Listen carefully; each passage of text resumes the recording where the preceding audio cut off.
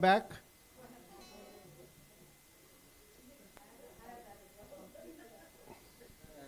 Anjali, camera, rotate. You now know how to do this, so I don't need to worry about it.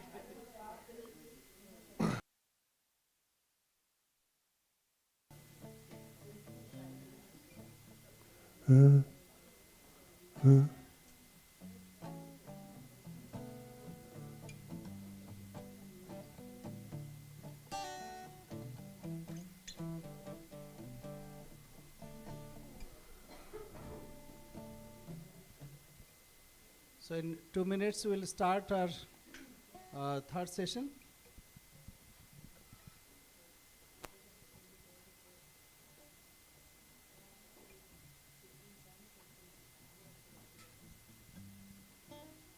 Chant Omkar.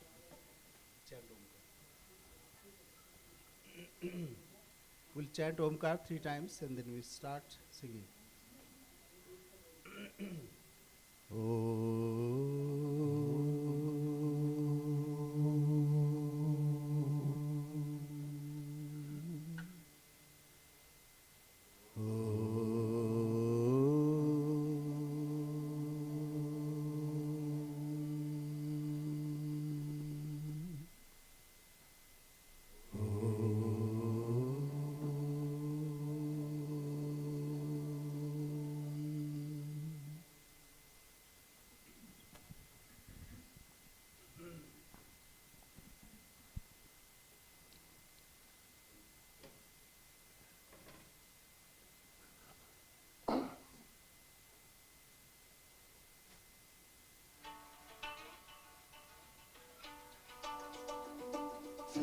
Hope and love are all we've got to hold on to.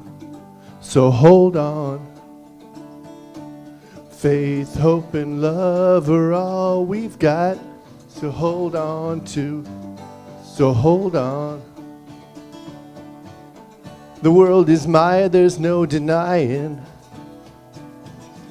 There's no birth and there's no dying. That's what the sages say, and I believe them.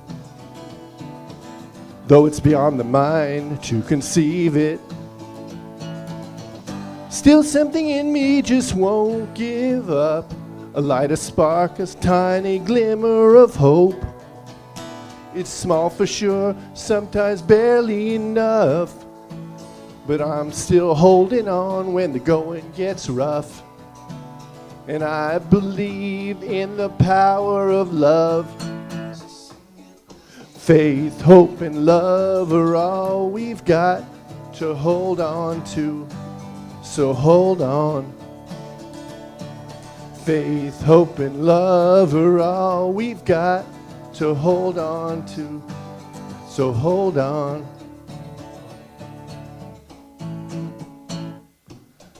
Love is patient, love is kind. Brothers and sisters, we are all divine.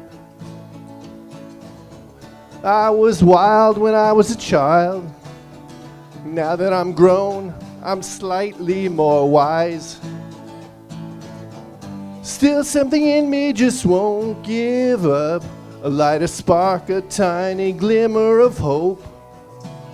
It's small for sure, sometimes barely enough, but I'm still holding on when the going gets rough. And I believe in the power of love. Faith, hope, and love are all we've got to hold on to. So hold on. Faith, hope, and love are all we've got to hold on to. So hold on. Hold on, hold on. Keep holding on.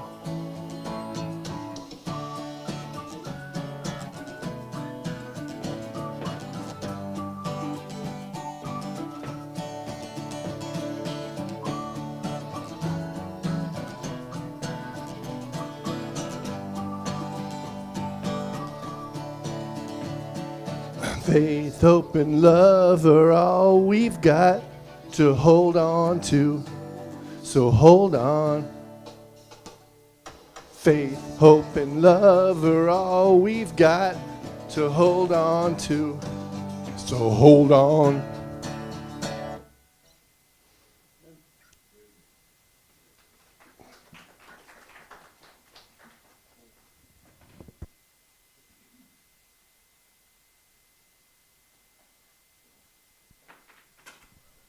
So after the energetic song, then we'll have a mood of meditation. So activity and then rajas and then sattva. So, yeah. So we'll do little practice of kind of pranayama.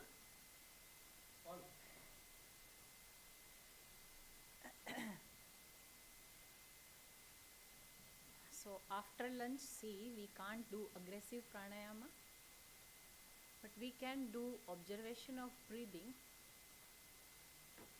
One time maybe we will do lengthening our inhalation and then we'll do Vilom pranayama.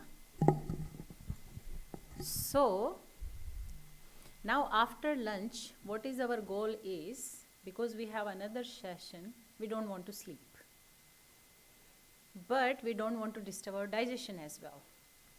So we will do some simple practice. So we will be awake, aware, digestion is proper. So in Ayurvedic language, we can say we work on our Saman Vayu and Agni. So digestion will be proper.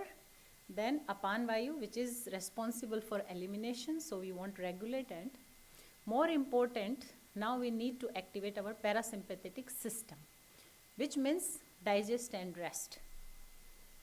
If we do aggressive pranayama, it activates more our sympathetic system, which is fight and flight. Okay, so with saying this, now you sit tall. Like for me, the chair is little higher, my feet are not on the floor.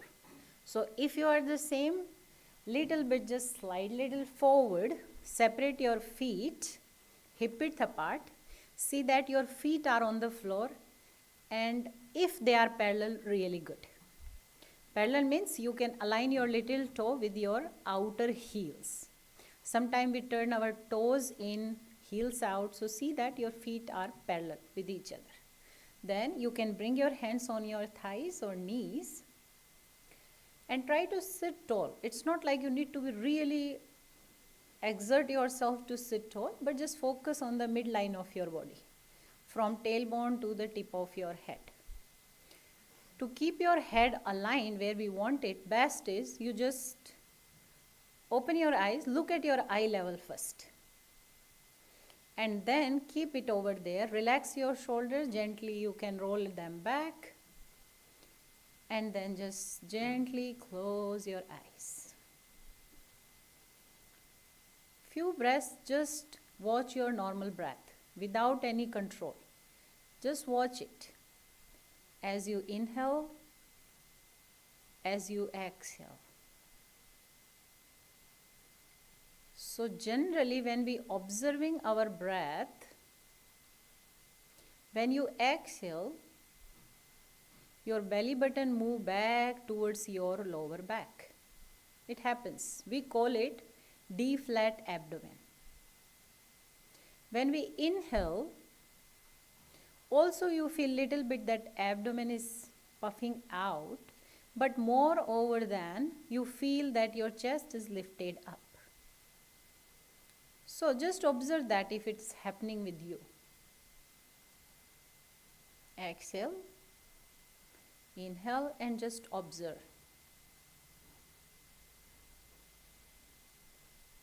So just bring the awareness. What is pranayam? Pran plus ayam. Prana is life force, not in our control. Breathe. We don't want to control it, right? Ayam means to lengthen. Maybe in time, maybe in holding, any kind of. So, again, pranayama means we are increasing the length of our prana or life force. We are not controlling it. To increase something, first we need to understand what is the normal for us. And normal breathing is very different from all of us. For all of us, very individualistic breath we all have. We breathe in, we breathe out. But the rhythm is very different. So here, I just want you to simply observe your normal breath. We are not trying to lengthen it. We don't trying to forcefully do anything. Just watching. Hope you observe that with the abdomen go back, belly button go back towards your lower back, your lumbar spine. With awareness, if you inhale, keep your abdomen deep flat, not forcefully, and when you breathe in, fill up your chest, your lungs.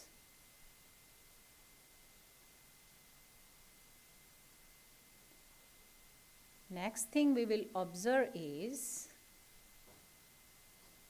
as you inhale or breathe in, we start our breathing little bit below than our belly button. And when we exhale, breathe out, we feel like our breath ends around the belly button. So again, just observe if it's happening. So when we say observation, that is also called pranayam. This is called Ujjayi Pranayam 1, where we are just watching our breath without any intention of controlling. So hope you find some directions to watch your breath. There are many other dimensions also available.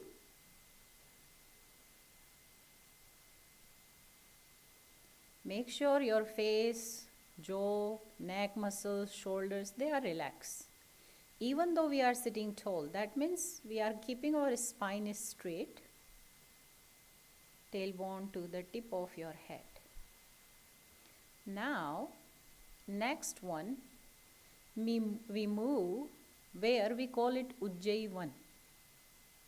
Ujjayi Pranayam 1, where our exhale or breath out will be normal. But we try to lengthen our inhalation. Not too much. Just maybe you count your normal breath 1, 2, 3. This time you lengthen it maybe 1, 2, 3, 4, 5 or 1, 2, 3, 4. So just listen and then from next cycle we do it.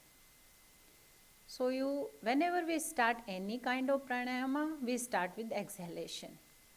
We exhale, empty our lungs, and then you inhale, and on your own pace, you lengthen your inhalation without any fluctuation. You don't need to really fill your lungs and then say, ha. We don't want that.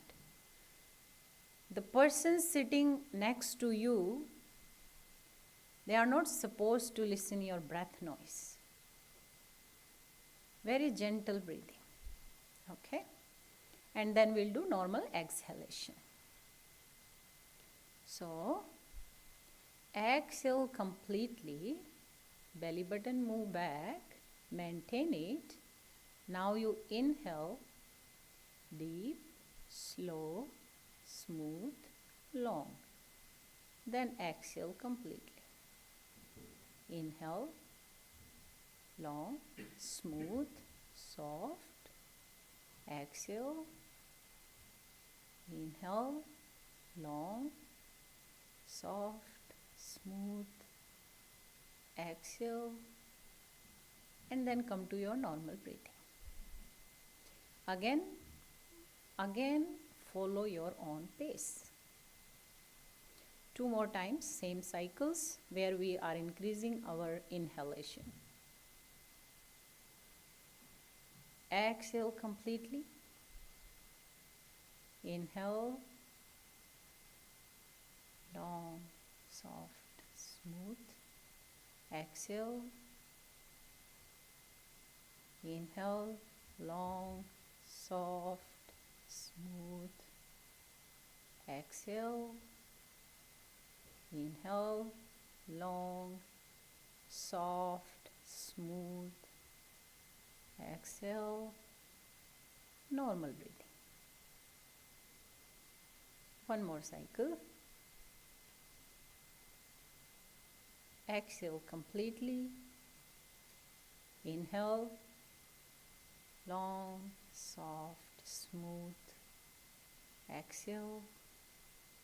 Inhale, long, soft, smooth. Exhale. Inhale, long, soft, smooth. Then exhale. And come to your normal breathing. So, this is Ujjayi 1, 2. Ujjayi 2. Then there are Ujjayi 3, Ujjayi 4. But Ujjayi 4 we try to extend or lengthen our exhalation, which we are not doing now. It was not really good after lunch. Not really bad also, but why? And then Ujjayi 4, where you extend your inhalation, extend your exhalation. So those can be done. Now, as you are taking your normal breath, next one we will do Vilom Pranayam. Vilom means V yani opposite. Lom means hair or hair follicle, you can say. So, in the opposite way of something, when we do something, that is called Viloma. So now we'll do Viloma Pranayam 1, where we exhale completely again, and when we inhale, we take inhalation in breaks. What does that mean? Simple way is that you just divide your chest cavity in 3 parts. First part, from your lower abdomen to belly button, then belly button to your diaphragm, and then diaphragm to your collarbone. But in between those 3 breaks, we don't want to exhale. So, that's why I asked you to observe that when you inhale, your inhalation breath is start little below than your belly button. So now you can make 3 parts, from lower abdomen to belly button to diaphragm, diaphragm to collarbone. How will practice it? You will exhale completely, then you inhale, stop, then you again inhale, fill up your diaphragm, then again you inhale, fill up your collarbone, and then you exhale in one cycle. Hope you get it. So, let's get started. Exhale completely. Inhale, pause. Inhale, pause. Inhale, pause. Exhale. Inhale, pause. Inhale, pause. Inhale, pause. Exhale. Inhale, pause. Inhale, pause. Inhale, pause. Exhale. Normal breathing. We'll do 2 more cycles like that. So see here, maybe my pace is too slow, too fast. You can follow your own pace. So pranayama, someone can guide us, but you know your own breath. Next cycle, you exhale completely. Inhale, pause. Inhale, pause. Inhale, pause. Exhale completely. Inhale, pause. Inhale, pause. Inhale, pause. Exhale completely. Inhale, pause. Inhale, pause. Inhale, pause. Exhale completely. Normal breathing. One more cycle. So when I say inhale pause, that means you are pausing on your belly button, then up to diaphragm, and then up to collarbone, and exhale in one cycle. Last cycle. Exhale completely. Inhale, pause. Inhale, pause. Inhale, pause. Exhale completely. Inhale, pause. Inhale, pause. Inhale, pause. Exhale. Inhale, pause. Inhale, pause. Inhale, pause. Exhale. Normal breathing. Take few normal breaths and now observe maybe the rhythm, the pace, the length of your breath. Maybe little bit it would change. Just observe. Few normal breaths. Just observe. Any difference? Now, before we open our eyes, you just rub your palms together.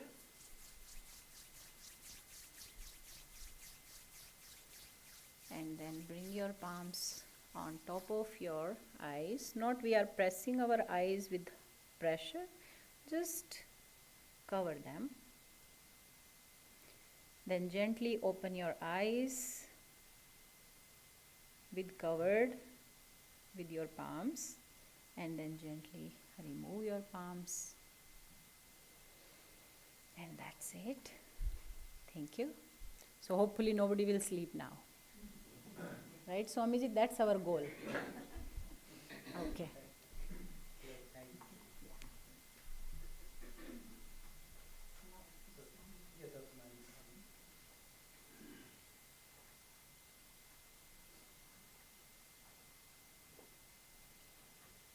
We can chant Om.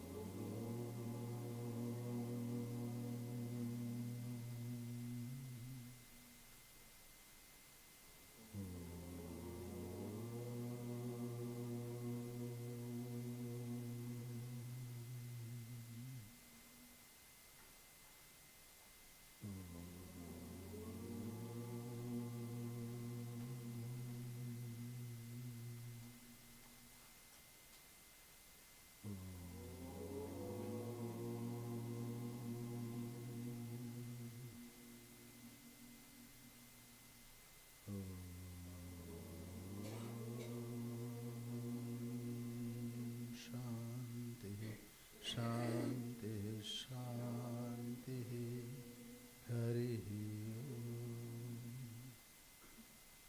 So we'll sit a few moments quietly. This Omkar is also kind of, this regulates our breathing, and we can say with Omkara, it's active pranayama. Now it has come.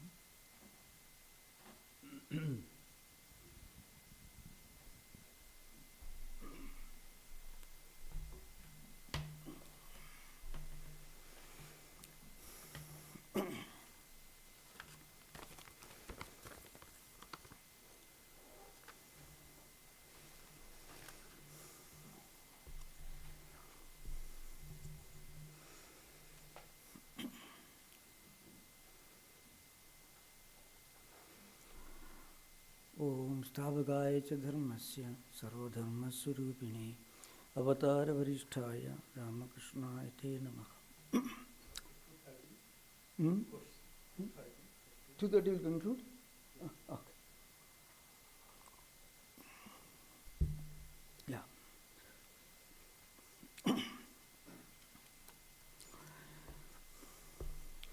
So going back to where we left in the last session, the sutra, Maitri, Karuna, Mudita, Upeksha, etc. The purpose is to reach a state of mind technically called Chitta Prasada. So, Chitta Prasada is often defined as a state of happiness without its counterpoint. So I would make it clear. Normally, when we, in our ordinary worldly experiences, when we say we are happy, it is only temporary. As I mentioned earlier, it is only temporary absence of its opposite. So joy is a temporary absence of unhappiness, misery. So happiness is a temporary absence of its opposite. But when you get established in prasada, that is a state of happiness without its opposite. That means a state where you go beyond happiness and unhappiness. Where you don't seek happiness, so you are never unhappy. Because when you seek a happiness, then it's obvious that no one can have a continuous succession of happy experiences all the time.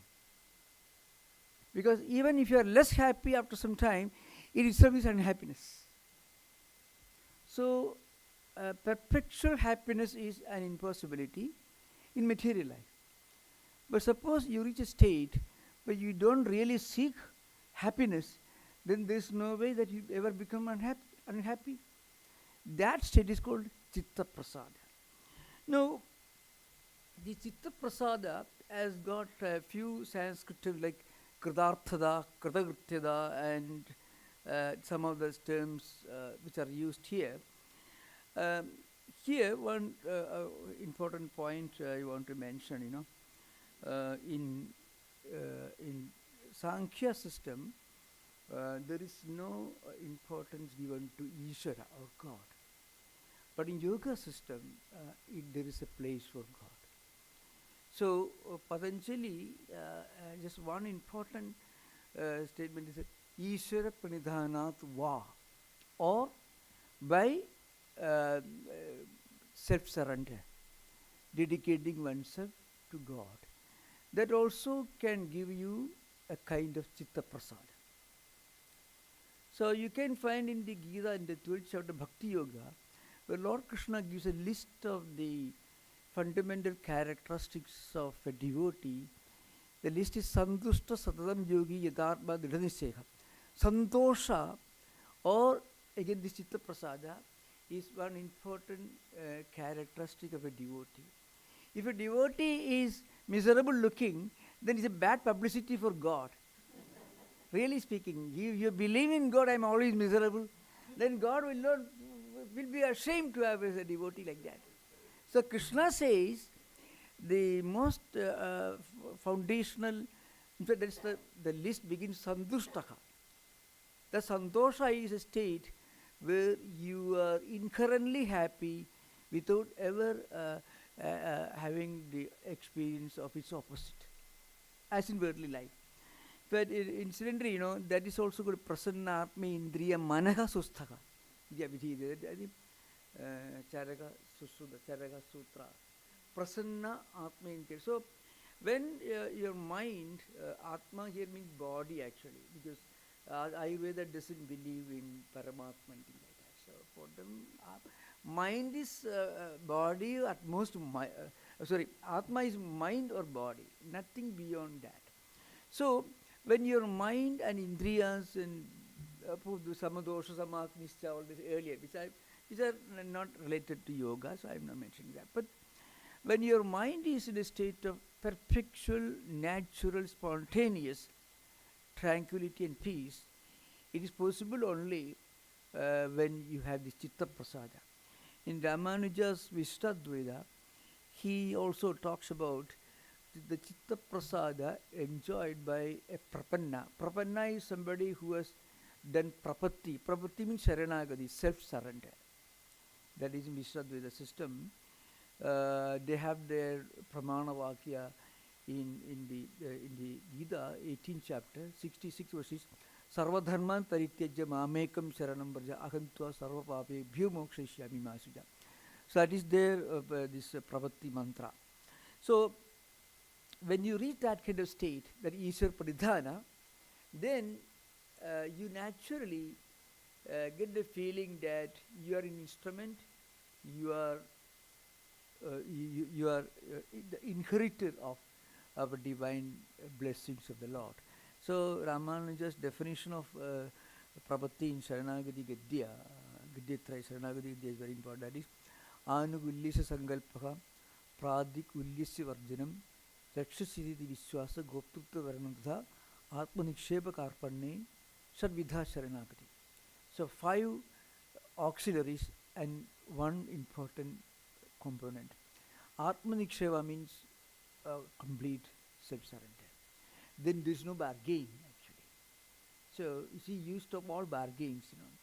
Suppose you give $50 to somebody, next day you ask what did you do with the money I gave yesterday. He'll throw you at your face.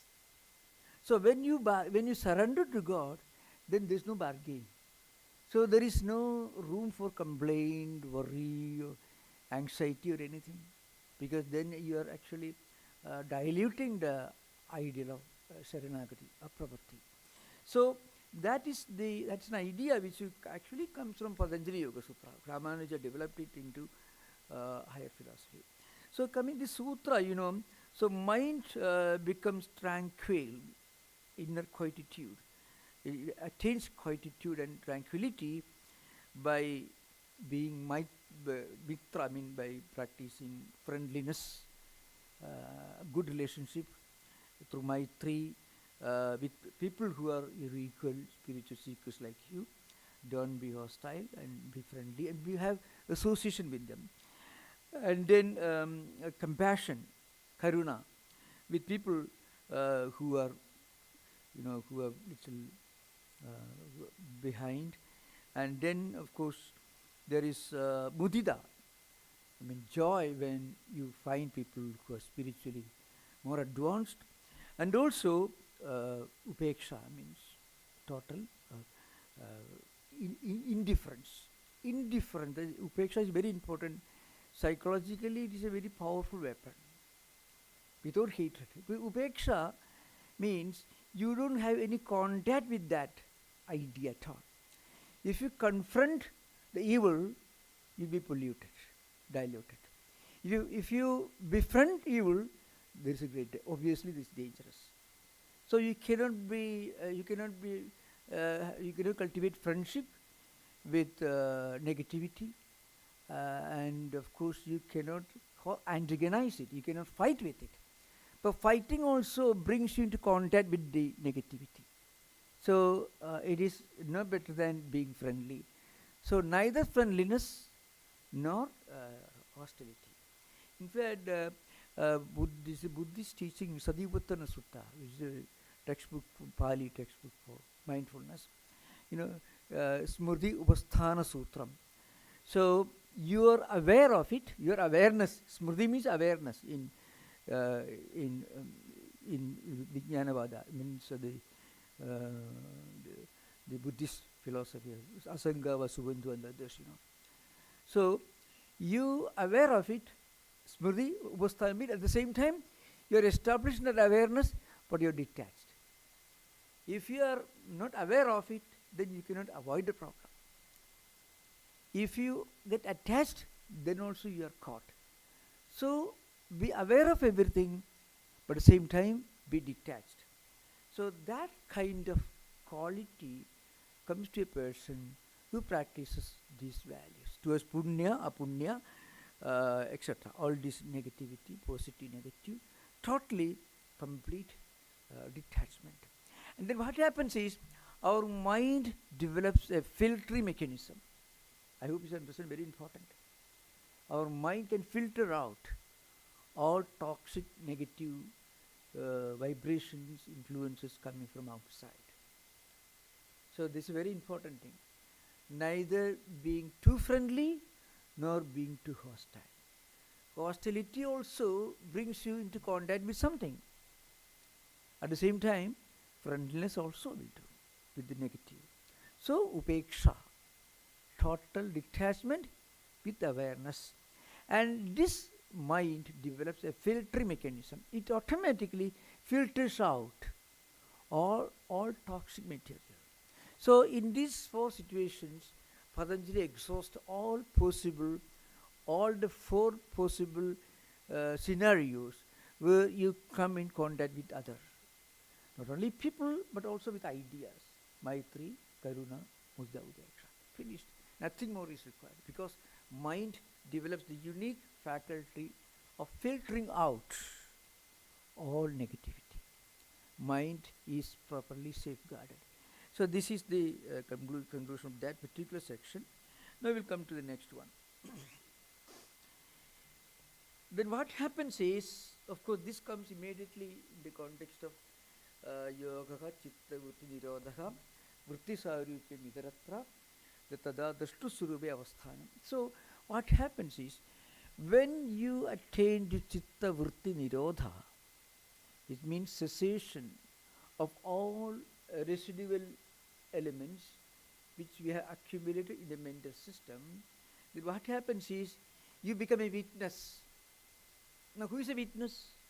Drashta means seer, perceiver, witness, sakshi. Who is a witness? If you want to qualify as a witness, then you should not be involved in that activity. At the same time, you should have witnessed it. So awareness and non-involvement. So in one of the Advaitic texts, that is in one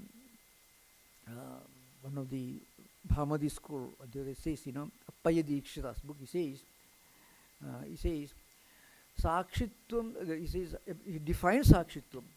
Bodhritvam audasinyatvam va Sakshitvam. It means you should be aware of it. At the same time, you should have kept away from it. Then only you will be qualified as a witness in a court of law. So also, everything you are aware of, but at the same time, you witness everything. So awareness and non-involvement. Both these go together. When this happens, we can have Chitta Prasada. Because you have the filtering mechanism, powerful armor plate you have.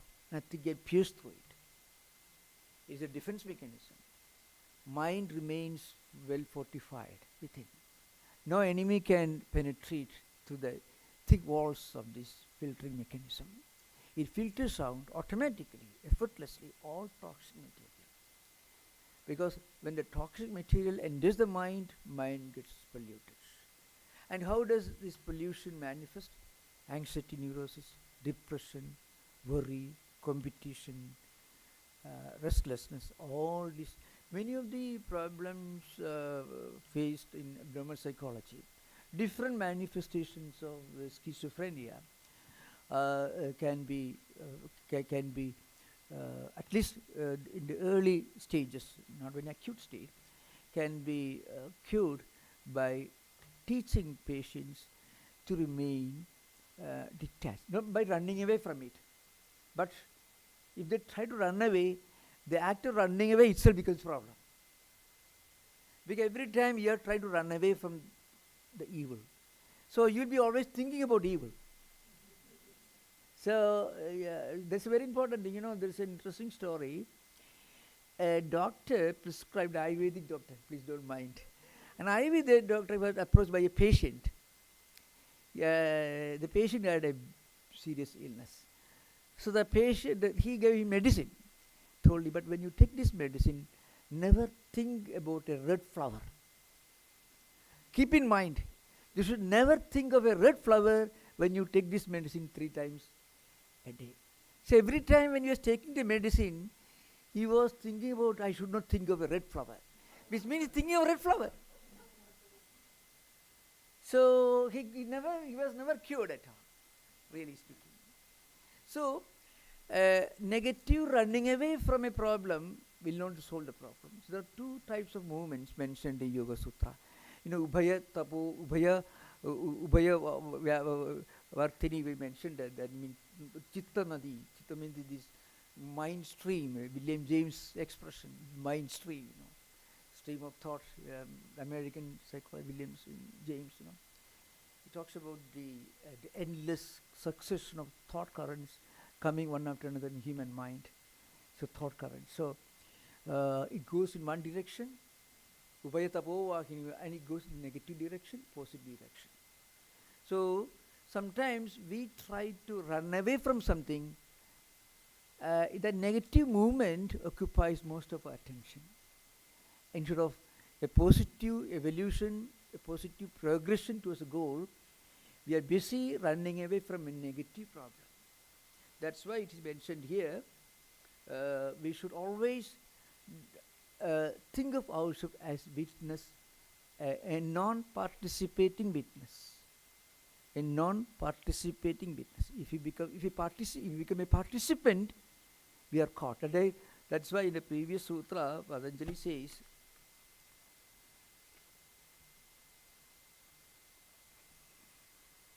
vritti sarupyam idaratra. If we don't practice sakshi bhava, if we don't practice this drashtu sarupa, what happens, you know? Vritti sarupyam idaratra. Every single thought currents, experiences, visual experiences, audio experience, we see things and mind is imprisoned. We hear things, mind is imprisoned because we want to process those things, source of the sound. Or we see something, we get attraction towards it. So, through these 5 senses, mind is dragged out, mind is imprisoned. Because if you identify yourself with every vritti, when you become angry, the anger is a vritti after all. Anger is a vritti. We become one with that. Total identification. When we don't define ourselves as a witness. So be a witness, not a participant. If we don't try to define ourselves as a witness, we will be indirectly participating in it. Then we cannot be a witness. These are very, very, very psychologically very, very sound and healthy ideas you find. And then I want to repeat what I just mentioned superficially in the previous sutra. That is the 15th sutra, I think, of the Sadhana Pada. Parinama, Tapa, Samskara, Dukkhehi, Vritti, Virodhacha, Dukkhameva Sarvam Vivekinaha. So Vyasabhasha says, Yoginam eva Krishnati. This idea, the world is full of dukkha, it happens only for people who are evolved. Why? Because, remember, dukkha, the word dukkha should be properly understood. If you look at Moni Williams or Apte Sanskrit English dictionary, find grief, that's not the meaning of dukkha here. And that's not the meaning of dukkha in Buddhism. See, Buddha realized this truth. Sattvari Arya Satyani, 4 noble truths. That is, there is dukkha There's a cause for this dukkha. There's a way out.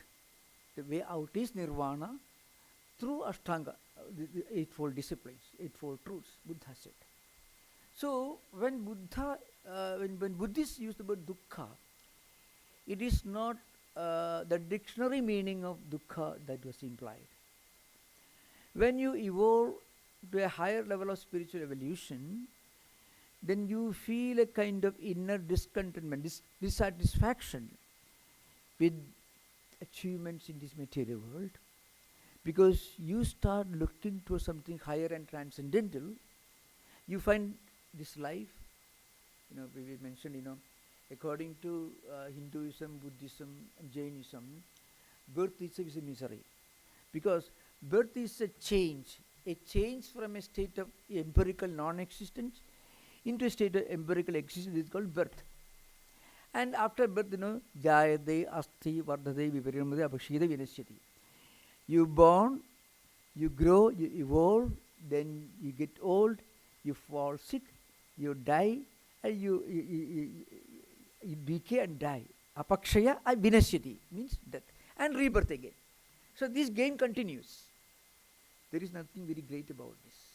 That's what Buddha said. Buddha was not suffering poverty or misery. When Buddha walked all the way from Lumbini to Bodh Gaya, he was not crying and weeping. He was looking for a higher truth, because he found whatever he had experienced was lower, impermanent, empirical, transient. He was looking for something transcendental. It is not transient. That kind of inner dissatisfaction with the material enjoyment, in spite of having all this with you, that is called dukkha. So parinama dukkha is very, very important. In fact, Vyasa Bhashya is very extensive in this matter, Yeah. Avivekanam vishayeshu anavayini tvam anusmarada same hridayat ma apasappadu, etc. All this you find here. Parinama dukkhada nama pratikula sukhavasthayam abhi yoginameva krishnadi Vyasa Bhashya. What it means, what is parinama dukkha? Parinama dukkha is pratikula avasthayam abhi yoginameva krishnadi. Means pratikula sukhavasthayam. See, when you have all happy, pleasant things going on well for you, a good job, plenty of money, lot of sycophants around you, big man in the society, till you feel, well, it's all nothing. I want something higher. That kind of quest for a higher reality coming out of the dissatisfaction of all these transient things, that state is called dukkha. We should be very clearly understood. Problem, when we read the translation, nobody is responsible for it. So many of these teachings, these Buddhist teachings also were transmitted through tradition. Buddhist monks used to teach, and master, guru, shishya, pratyeshya, teacher to his student, transmitted. Or if you study Vedanta from internet, then there is no end to doubt. If you study Vedanta from a teacher, there will be no doubt at all. Advaita is a good example. Again example. People say, Shankaracharya said the world is mithya. So I have seen many, many teachers in India also, not only in India also you find, Shankara taught the world is unreal. Shankara was not crazy. He was walking all over India 4 times, Indian subcontinent. And he was installing temples, writing books, debating, purifying. He taught you how to do puja, everything he did. So did he think that this world did not exist? What he said was, this world doesn't exist without any change like this all the time. It undergoes changes. For example, this mic system, it must have been deformed from iron ore until 100 years ago. It was extracted, purified, and made in the machine. So 100 years ago, it was something different. After 200 years, it will be different. This table will be broken, be put to ashes, will burn to ashes. So this change implies something that is relative. Relativity is the actual meaning of mithya. So, but then it can be terribly misunderstood. So also poor Buddha's dukkha was so highly misunderstood. One would imagine Buddha was crying and weeping, suffering, sorrow. No, Buddha was deeply under this problem of the transience, the impermanent nature of this world. He was looking for something that is transcendental. So that's why parinama dukkha, by parinama means change.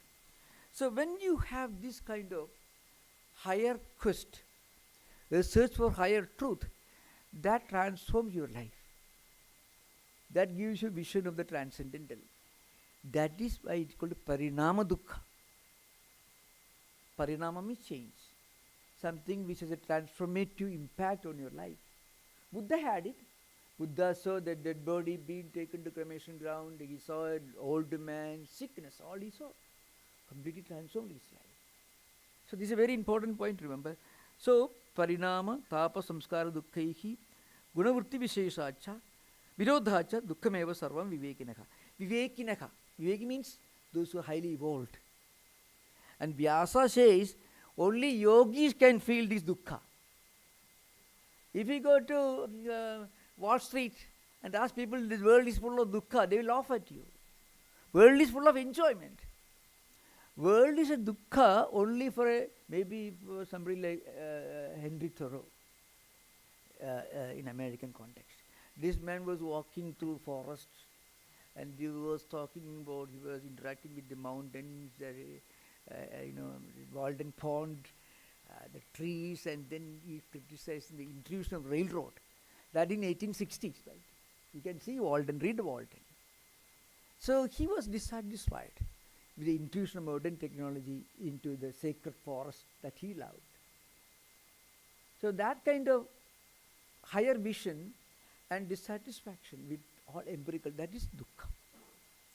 And that dukkha will change your life. So the commentaries he said, if you can worry about something higher, then you will not worry about something lower. So if otherwise all small worries will be sublimated to a higher worry. And when you worry about something higher, there is no misery in that. A greedy man losing $1 billion, it will be near death, worse than death for him. He is full of misery, wretchedness. But Buddha was not feeling wretched when he was walking in search of truth. There is a great joy in that kind of dukkha, which means it is not misery or grief. It is a quest for higher truth. And the dissatisfaction that's needed for that quest for higher truth. And this happens only for viveki. Viveki means yogi. That is Vyasa Bhashya says. So I will conclude now, and I think we can have an exciting interaction maybe for 15 minutes. Up to 2:30 we have to conclude. Thank you.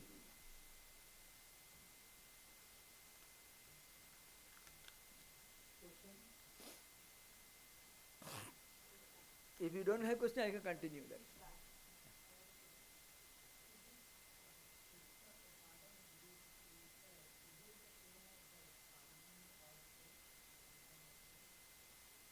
Ananda is a word used in Advaita Vedanta.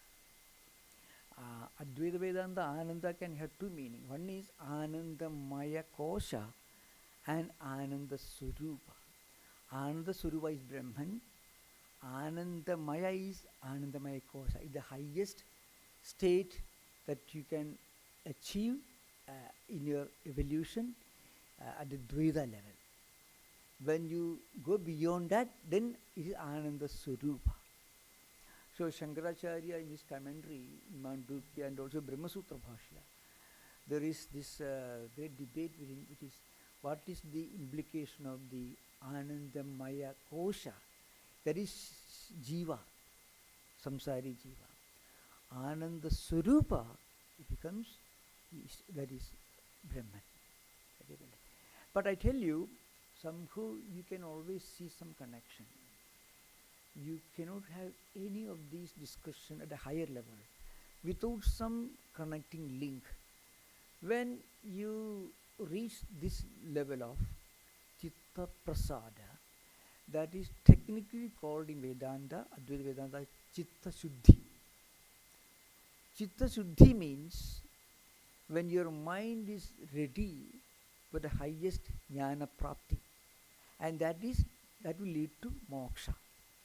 So, according to Advaita per se, Advaita Parampara, Patanjali Yoga Sutra is not means for the highest spiritual experience, but it helps you to attain Chitta Shuddhi, which will automatically lead you to highest experience. So this is a very important point to remember. Advaita does not accept Samadhi, the eighth stage of Ashtanga Yoga, identical with Jiva Brahmaikya. But it takes you up to the level of Chitta Shuddhi, and once you attain Chitta Shuddhi, that is Nirodha, Niruddha state, then Jnana Prati and Moksha will be there. It's something like this. Suppose you are traveling from here to New York by train. You board a train that goes to Chicago. That train doesn't take you to New York. Chicago, this compartment will be attached to another train which takes you to New York. So it is correct to say that you don't go to New York in this train, but it's also correct that you'll reach there. So that should be understood. Okay, clear to you? Thank you. Yeah, you're coming. I don't know whom I saw for that's why I say. So okay. Yeah, you can please ask.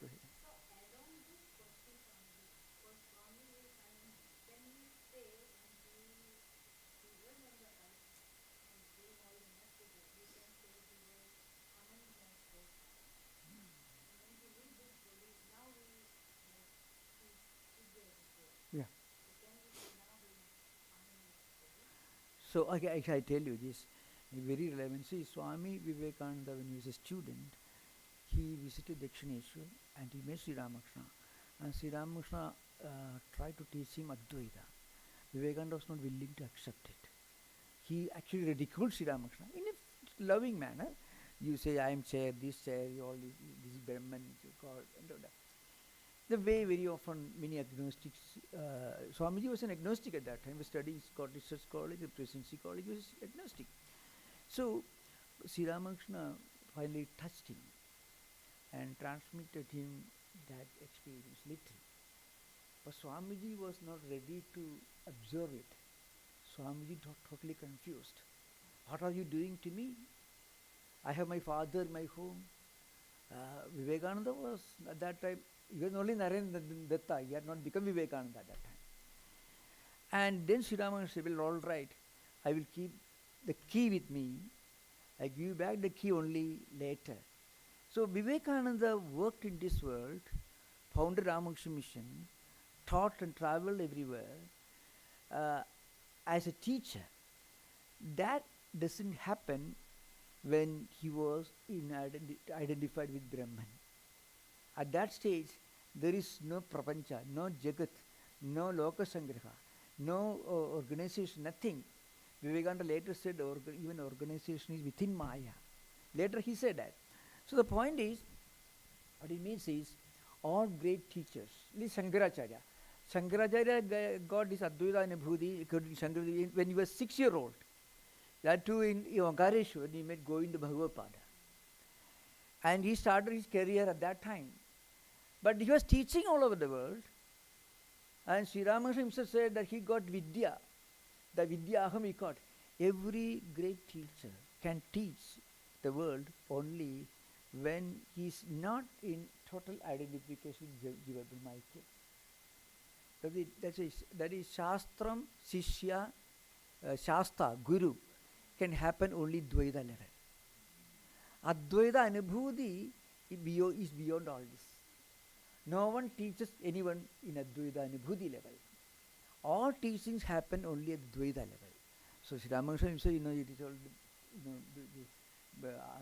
this particular bhava, we had to, the threshold, let's say. So all teachings, all work, everything happens at this level. In the Bhagavata Purana, you see there is a statement, Ahoratrais chadushastya samvrutto tavadi kala. So Lord Krishna was studying under Sandipani, Sri Sandipani. So Ahoratrais chadushastya samvrutto tavadi kala. Within 64 days and nights, he mastered 64 branches of learning. That's the meaning of the statement. So Krishna had only become a Jivan Mukta, but he was teaching, all this happened at a level. Finally, when the last moment came, just like somebody going back to his own home, Krishna went. Krishna was asked by Yadavas. Uddhava went, told him, why don't you save the Yadavas, his own people? Krishna said, no, why should I? They're my people. They did something terribly wrong. They deserve the punishment. Who am I to save them? They sowed the poisonous seed, they're reaping the poison harvest. So Yadava was wiped out because they became arrogant, haughty and evil. So Krishna, I don't interfere. Krishna had that kind of detachment. At that time, then he sat in some samadhi.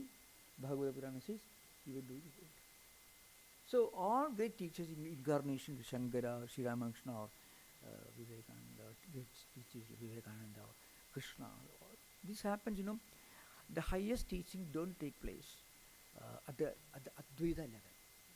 There is no Shastra, no Shishya, no Shastram, means you don't teach anything, no Shastram to teach, no Guru and no Shishya. Very one reality. But you come down, then you teach. Without that, nothing will happen. Some, there are funny people in everywhere. They say Jesus Christ, for 18 years he disappeared practically. From 12th year after teaching when this census was going on, he went to the Jewish temple. He and then he came back and disappeared, and don't know what happened. In 18 years he was away. So some people say he came to India, he studied all Shastra. So, that's something which I cannot say anything about it, but there are different views. So, all great teachers, first there's a forward movement. They attain something, then they come down to where they were earlier, and they teach the world. But then they don't forget their true stages, where at the end of their lifespan, they go back to earth. Thank you. Thank you. Any other question? Only thing the first time when Swami Narendranath,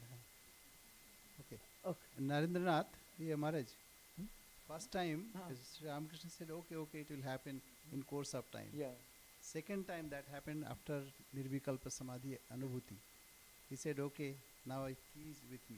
See, Swami Vivekananda was not ready for it. How do we know? Because he said, what are you doing to me? I have my father in my home.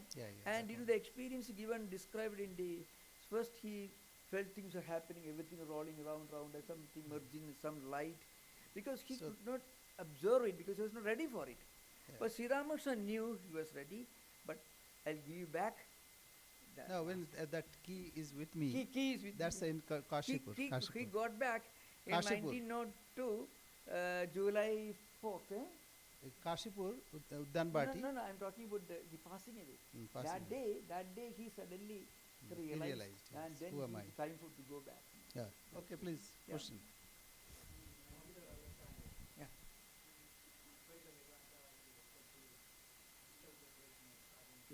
Yeah. Yeah. Exactly. So Ashtanga Yoga, Yama, Niyama, etc. When you reach a Samadhi level, at that level you reach the same state of mind which you reach through sadhana chatushtaya sampatti.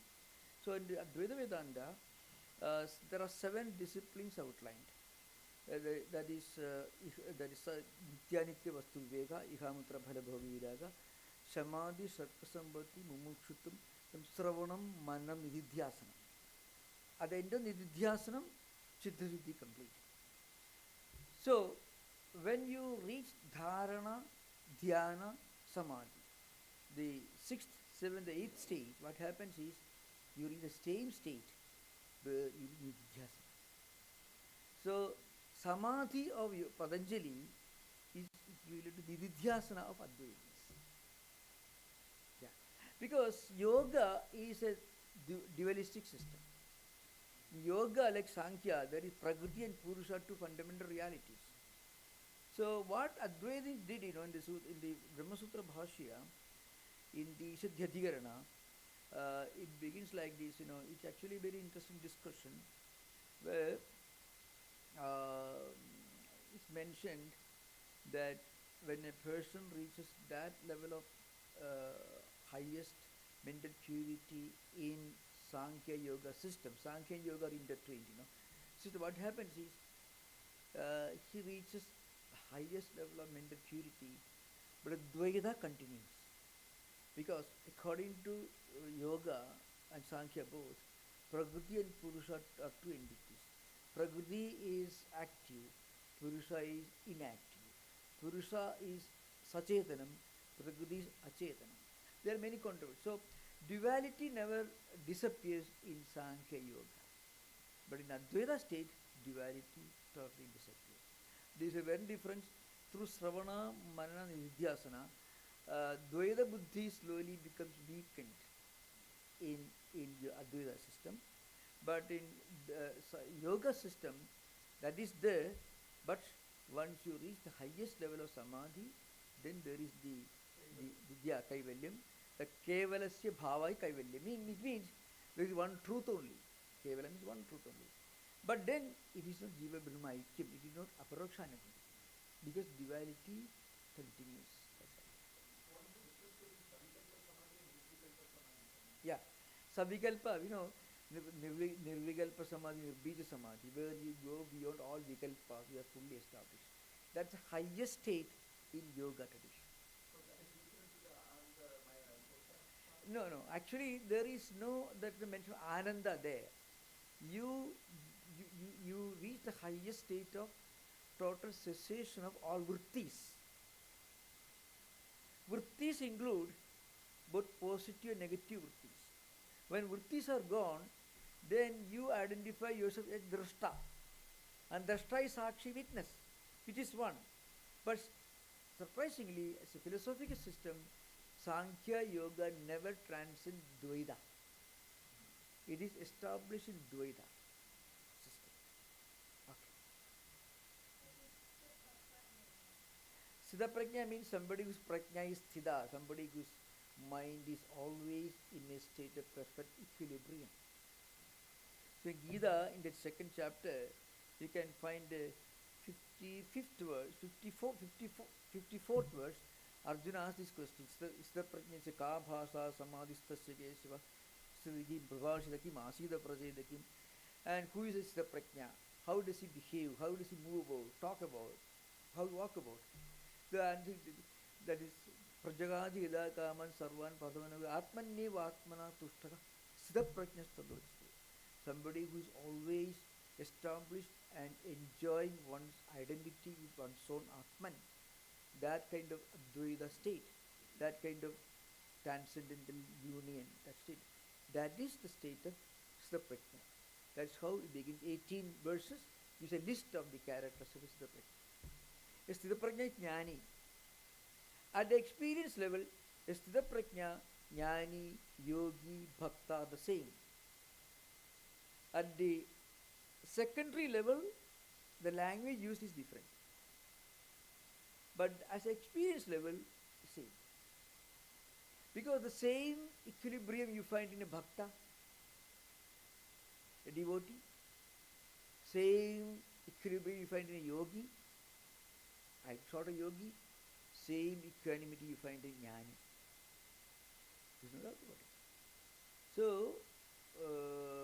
at the experience level, a Jnani, yogi, Bhakta, Siddha Prajna, same. But description is different. Here for information, in San Francisco we have a image, a picture of Jesus Christ. Swami Tirunadidananda, Sri Ramakrishna's disciple, built that temple 1905, the first Hindu temple in the West, where I stay. There's a picture of Jesus Christ. He's sitting Padmasana. You see the picture? In meditative posture. So, yeah. So, actually it was painted by an American at the direction of Swami Tirunadidananda. So he said Christ was a yogi. Because the great sublime teachings of Christ, it can come only from a yogi. He was born in a different place, spoke a different language, ate different kind of food, dressed differently, but the spiritual state is the same. We call it by different names depending upon the socio-anthropological cultural factors. Because you judge a spiritual teacher by the sublime teachings he gives. So that's what we find in the Sermon on the Mount and the parables. So you can find Christ almost sitting like a Buddha.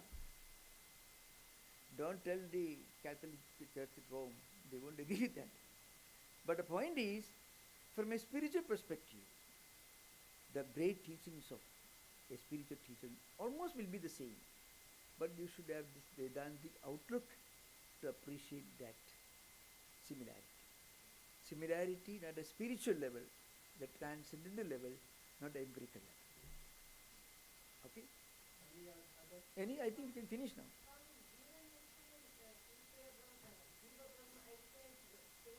The Jivan Mukti means somebody who is Sadhya Mukti means Mukti when you are liberated, when you are living this world. So only after that Jiva Brahma Aikya Anubhuti only one becomes a Jivan Mukta. After that one continues to live in the world, but the Prarabdha karmas will continue, but will be totally detached, but nothing will affect him. He look at his own life as a witness, sees something happening in front of him. If you can watch your own mind, if you can observe your own mind becomes calm and quiet. Suppose you get angry, but you watch your mind, you are getting angry, anger comes down. Because you are not identifying yourself with anger. When you identify, you cannot watch it, you cannot observe it, you cannot witness it. So that's what happens to a Jivan Mukta. He can.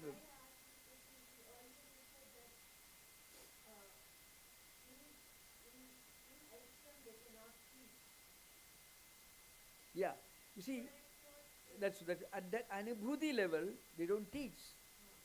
Anandaya Bhuvadinam Anandaya Mukam. The language of the highest experience is silence. That statement of Yajurveda. The language of the highest experience is silence. But you don't remain at that stage all the time. See, Sri Ramakrishna's Samadhi suddenly comes, I want to drink water, I want rasagula, I want something, because he has to bring his body, his mind to Dvaita level.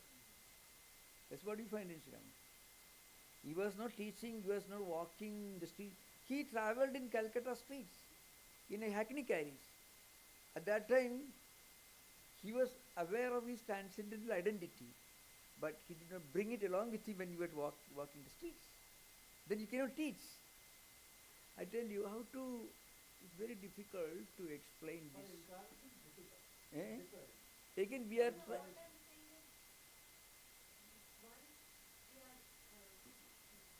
I tell you one thing, I will add one thing, We should remember in Vedantic tradition, the highest spiritual experience cannot be verbalized. In Vedanta, all the books that talk about Brahman, they are only failed attempts to explain what is beyond explanation. The idea that this book is coming from God, don't change one comma, God will have big stick in his hand. He thrash you if you change one word. Vedanta doesn't believe that. What Vedanta believes is whatever is written should be your experience. You should live a good life. You should practice. Then you should bring the divinity in your own life. Then only you get that experience. So the point is, we are all trying to explain what is actually beyond explanation.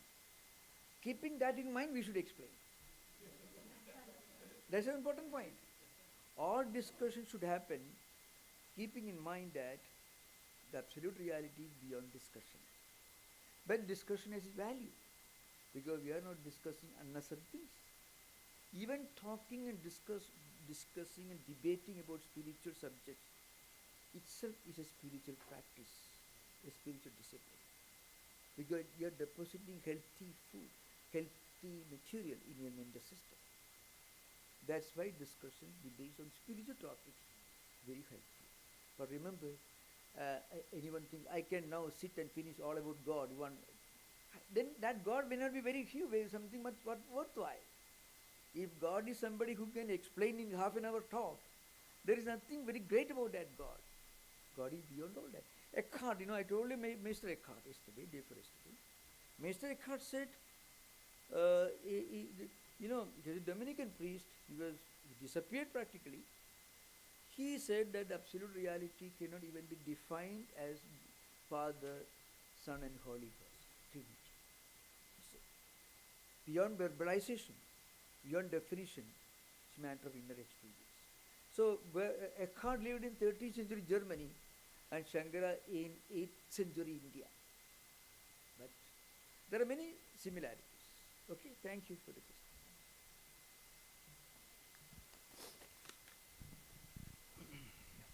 Any other question? No, I think. Yes, go ahead.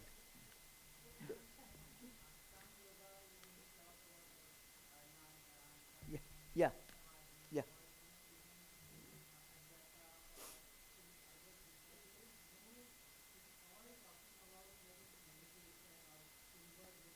Dhyana yoga, no, Dhyana yoga is one of the 6 chapters of Bhagavad Gita.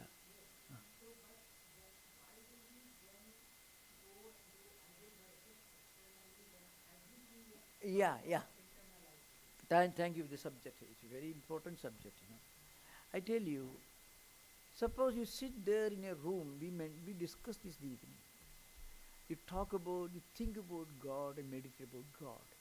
You will not be thinking about God. You will be thinking about whatever is in your mind. Whatever good and bad things you accumulated in your mental system, that will emerge, and you'll be focusing on them. All the fights and quarrels, business transactions that you have done in your workplace, all will be coming to the mental surface. You'll be thinking about them. So in Hinduism, image worship is a means, not an end. I can tell you, the most elaborate work on image worship is Shankaracharya's, the Advaita Acharya, his Chadushashti Upajara Puja Stotram. Now, mostly in our Ramakrishna mission, for the biggest celebrations, we do only Sodasa Upajara, 16 rituals. Shankaracharya explains 64. It begins, "Oh Lord, the all-pervading spiritual energy, He manifests here." Then is invoking the presence of the divine there, image, a photo, whatever it is. Then offering Arghya, Padya, all these you offer. The last moment, "Please be seated in my pure heart." It comes at the end. So all forms of image worship, all forms of meditation have one supreme goal in mind. That is eventually to have God be present in your heart. That is the residential address of God. Bhagavata Purana, many things are there. In the Bhagavata Purana, there is an interesting discussion, Nimi Navayogi Samvadaha, Ekadasha Skanda, 11th book. 9 sages are visiting a philosopher king, like Plato's Republic, Nimi. And the king asked them many questions. One question is, who is the highest devotee of God? That's a question. A sage called Andariksha says, the highest devotee of God is one who sees God's presence everywhere in everything, and who sees everyone, everything in God. Not somebody who goes to a temple or a church every day, or some ritual puja every day. The highest devotee is one who can see God's presence everywhere in everything, and who can see everyone in God. That is pure Advaita. And that is the actual goal, the supreme goal of all rituals, all image worship.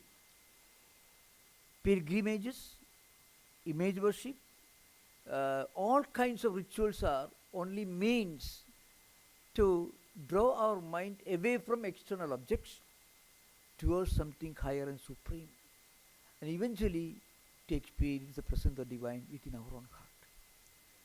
So, when you work for 16 hours in your office, even if you come and sit and meditate, you will not be meditating on God. You will be meditating on what the quarrels, transactions, business transactions you had in your workplace. All those worries and problems will re-emerge in your mind. So, we need a focus for meditation. Patanjali says. So, we need a sublime focus, an idea of a God, the God of everyone, not God of one people. I'm on his side. I won't no. God is the God of everyone, or God of no one. God is the God of even non-believers. You may be shocked when I tell you, God doesn't distinguish between you and somebody who doesn't believe in God. Vivekananda's statement, very famous statement, but he emphasizes the spiritual humanism. He says, you live your life in such a way that God will accept you even if you don't accept him. It means you should be a good human being. That's the definition of being a good devotee of God. One can be a wonderful performer of rituals and be terrible human being. Absolutely. Hitler believed in God. Hitler was a Catholic. He paid a huge donation to Catholic Church in return for keeping quiet at the Holocaust. History. I have taught European history. He kept quiet. He raised the donation to the Roman Catholic Church in return for total silence when the Holocaust was going on. So Hitler was a believer in God. Buddha did not believe in God. You can imagine. Buddha did not believe in a creator God. Hitler did believe in God. Who is a better spiritual person? So, it doesn't mean that we are decayed. The idea is, being a devotee of God means being a good human, becoming a good human being. That is the definition, the description of real devotee of God. The God is a devotee God of everyone, including non-believers. Can you imagine any God being angry with Buddha, who apparently did not believe in God, or being not angry with Hitler? Put another point. What I mean to say, Vedanta definition of a devotee of God is a universal, spiritual, a good human being. That is the essence of being a devotee of God. So thank you. I think I should not extend further. Thank you very much. Okay. To address your question, everything is to be internalized. Yeah. So why it's outer ritualism? You see, like modern science says, everything is quantum. Can you teach the same quantum to a 5 years old kid, or 10 years old kid, or say maybe 20 years old kid? So one has to go through the process. Sri Ramakrishna used to ridicule that in Brahma Samaj, even 10 years old is seeing Brahman as Nirakar, has no form. So one has to go through this all the process. And when you have some certain conception clear, then only you can proceed. So that's this is the process. Now we have discussed about high flown say theories, nirvana, and then sthita prajna, and also then nirvikalpa samadhi. But you see, ultimately it is, as Sri Ramakrishna said, they are all jackals howl in the same vein. So nirvikalpa or kaivalya or sthita prajna, I mean, ultimately it is the same thing. From our standpoint, we see Jivan Mukta. We see from our standpoint, but how they see that's their standpoint. So anyway, now let us bring our mind from the nirvikalpa state to physical level.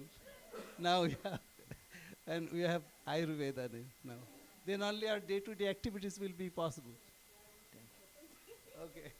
Okay, Maharaj. Thank you. Happy to meet. I have to make some preparation for tomorrow and the training. So thank you. So thank you. Very happy. No, do pranam there. Okay, yeah. So, But very good discussion. Swamiji, can we have a picture with you?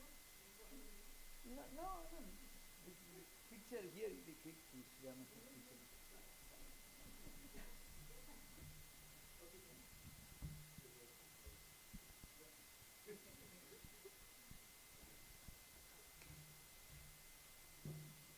And remember Swamiji. Swamiji was breathing Alvar, king of Alvar. So he said beautiful Swami. Said you worship stone, you worship this, that. Then Swami said, okay, whose picture is this? It's our king. Bring it down. Sit on it. But nobody there. That is what we see God there. This way we have trained our mind.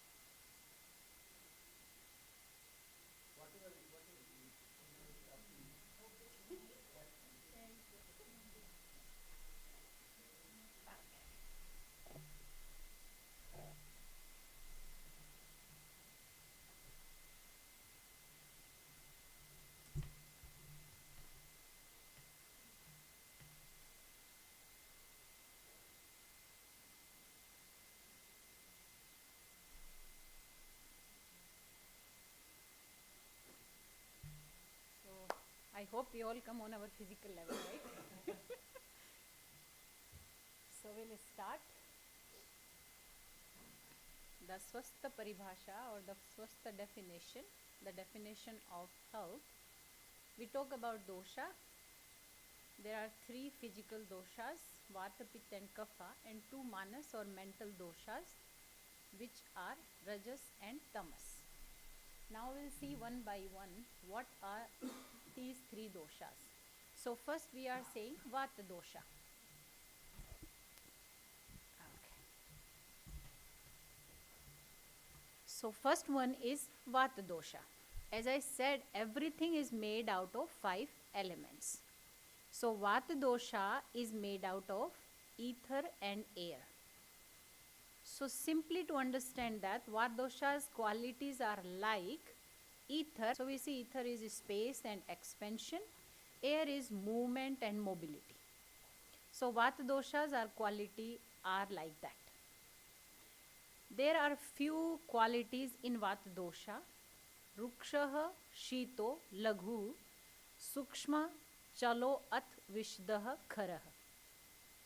So these all are qualities of Vata dosha. Means wherever Vata dosha is there, the qualities of Vata dosha are it's dry, it's cold, light, subtle, mobile, non-slimy and rough.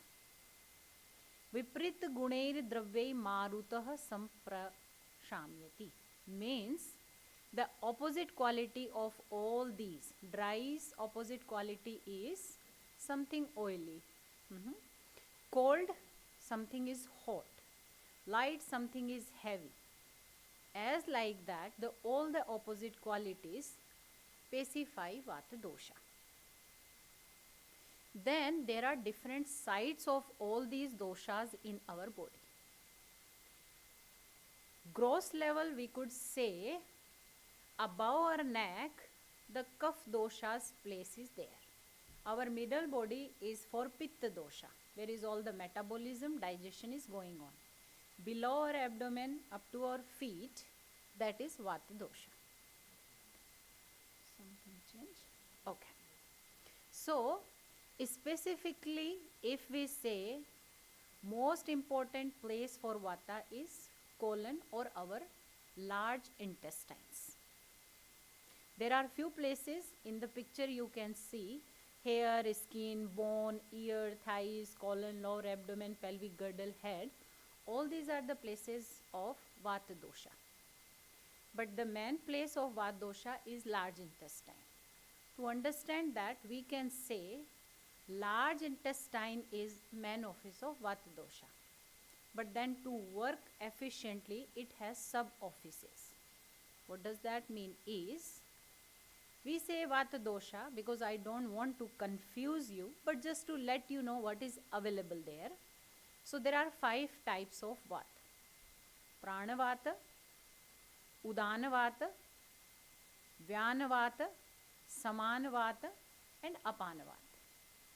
There are Vata sub-offices, so it can work efficiently. But overall, to understand, Vata dosha is like that. What Vata doshas function in our body? As I told you, it's bio-primary energy, and it has lot of physiological actions, psychological actions to maintain the homeostasis in our body. So it governs functions in the body which are related to initiation and movement. For example, food, the moment we started to eat food, through the digestive tract, transportation of oxygen in the bloodstream, communication between cells via nerve impulses, excretion of metabolic waste, etc. These are few work which happen because of Vata dosha. Hope it makes sense. It's more deep, but to give a general idea about Vata dosha, this is it. Then we come to Pitta dosha. So same way I try to make the slide so we can understand easily. Pitta dosha also made out of mainly 2 Mahabhutas. Again, everything is made out of 5, but 2 Mahabhutas are mainly predominant in, which is fire and water. The qualities of Pitta dosha: Sa sneham ushnam tikshnam cha dravam amlam saram katu, means hot, sharp, unctuous, fluid, sour, pungent. All these are qualities of Pitta dosha. Viprit gune pittam draver ashu prashamyati. Whatever the opposite quality of these gunas, they will help to pacify Vata dosha. If they are same, they will increase Pitta dosha in general. What are the role of Pitta in our body? Pitta governs functions that related to transformation. Any kind of transformation happens. It could be digestion of food, it could be process of metabolism, or you can go up to the level of cell where is cell oxygenation is happen and ATP for energy comes. So we can go at that deep level. Hunger, thirst, vision, sensory perception, intelligence, complexion, and heat generation. All those normal functions of Pitta dosha. As I told you, middle part of is mainly for Pitta dosha. Pitta doshas also have 5 sub-offices. They are 5 Pittas. Will not go in that detail. And in for picture, you can see that blood, eyes, subcutaneous fat in skin, navel, grey matter of the brain, sweat, sebaceous gland, liver, gallbladder, spleen. These are all the places for Pitta, but specifically small intestine. Then we come to Kapha dosha. Kapha dosha mainly made out of earth and water. So we can understand that. More stability, structure, fluidity, cohesiveness. Matlab something we need to create, Kapha dosha would be there. The qualities of Kapha dosha: Guru, Sheet, Mradu, Snigdh, Madhur, Sthir, Pichla. Means heavy and dense, cold, soft. Unctuous means oily, sweet, and immobile and slimy. These are the qualities of Kapha dosha. Shleshmanaha prashmam yanti viprit gunair guna. Whatever opposite quality of those, they can pacify Kapha dosha. If similar, they will increase. As I told you, above neck, all the places for Kapha, mainly. Then Kapha also have sub-offices. Kapha is also 5 type. And then places mainly white matter, meninges of brain, all the mucous membranes, they are kapha's place. Sinus, nose, mouth, throat, wherever the mucous membranes, our tongue, plasma, lymph node, synovial fluid in joints, stomach, these are all the places for kapha. Mainly our lungs is the place. What are the functions of kapha? Kapha governs the structure and cohesion of the body. It relates the function of strength, stability, moisture in the body, and creation. Whenever, like if somebody get injured, kapha dosha is the one to heal the wound and all these things, right? Then we learn about Prakriti. So whenever we talk about Ayurveda, we talk about Prakriti.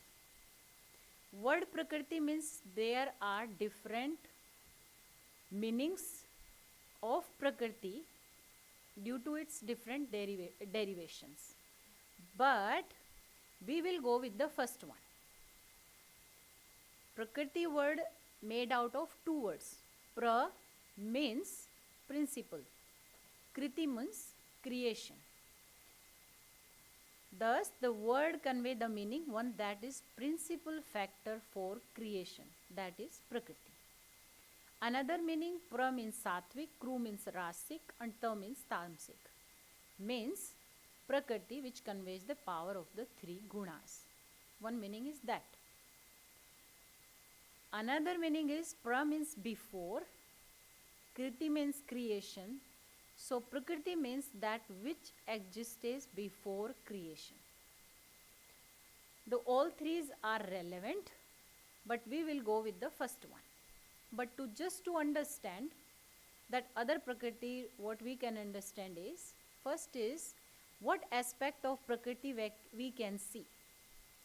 We can say Bhoot Prakriti, which is source of creation. That is also Prakriti.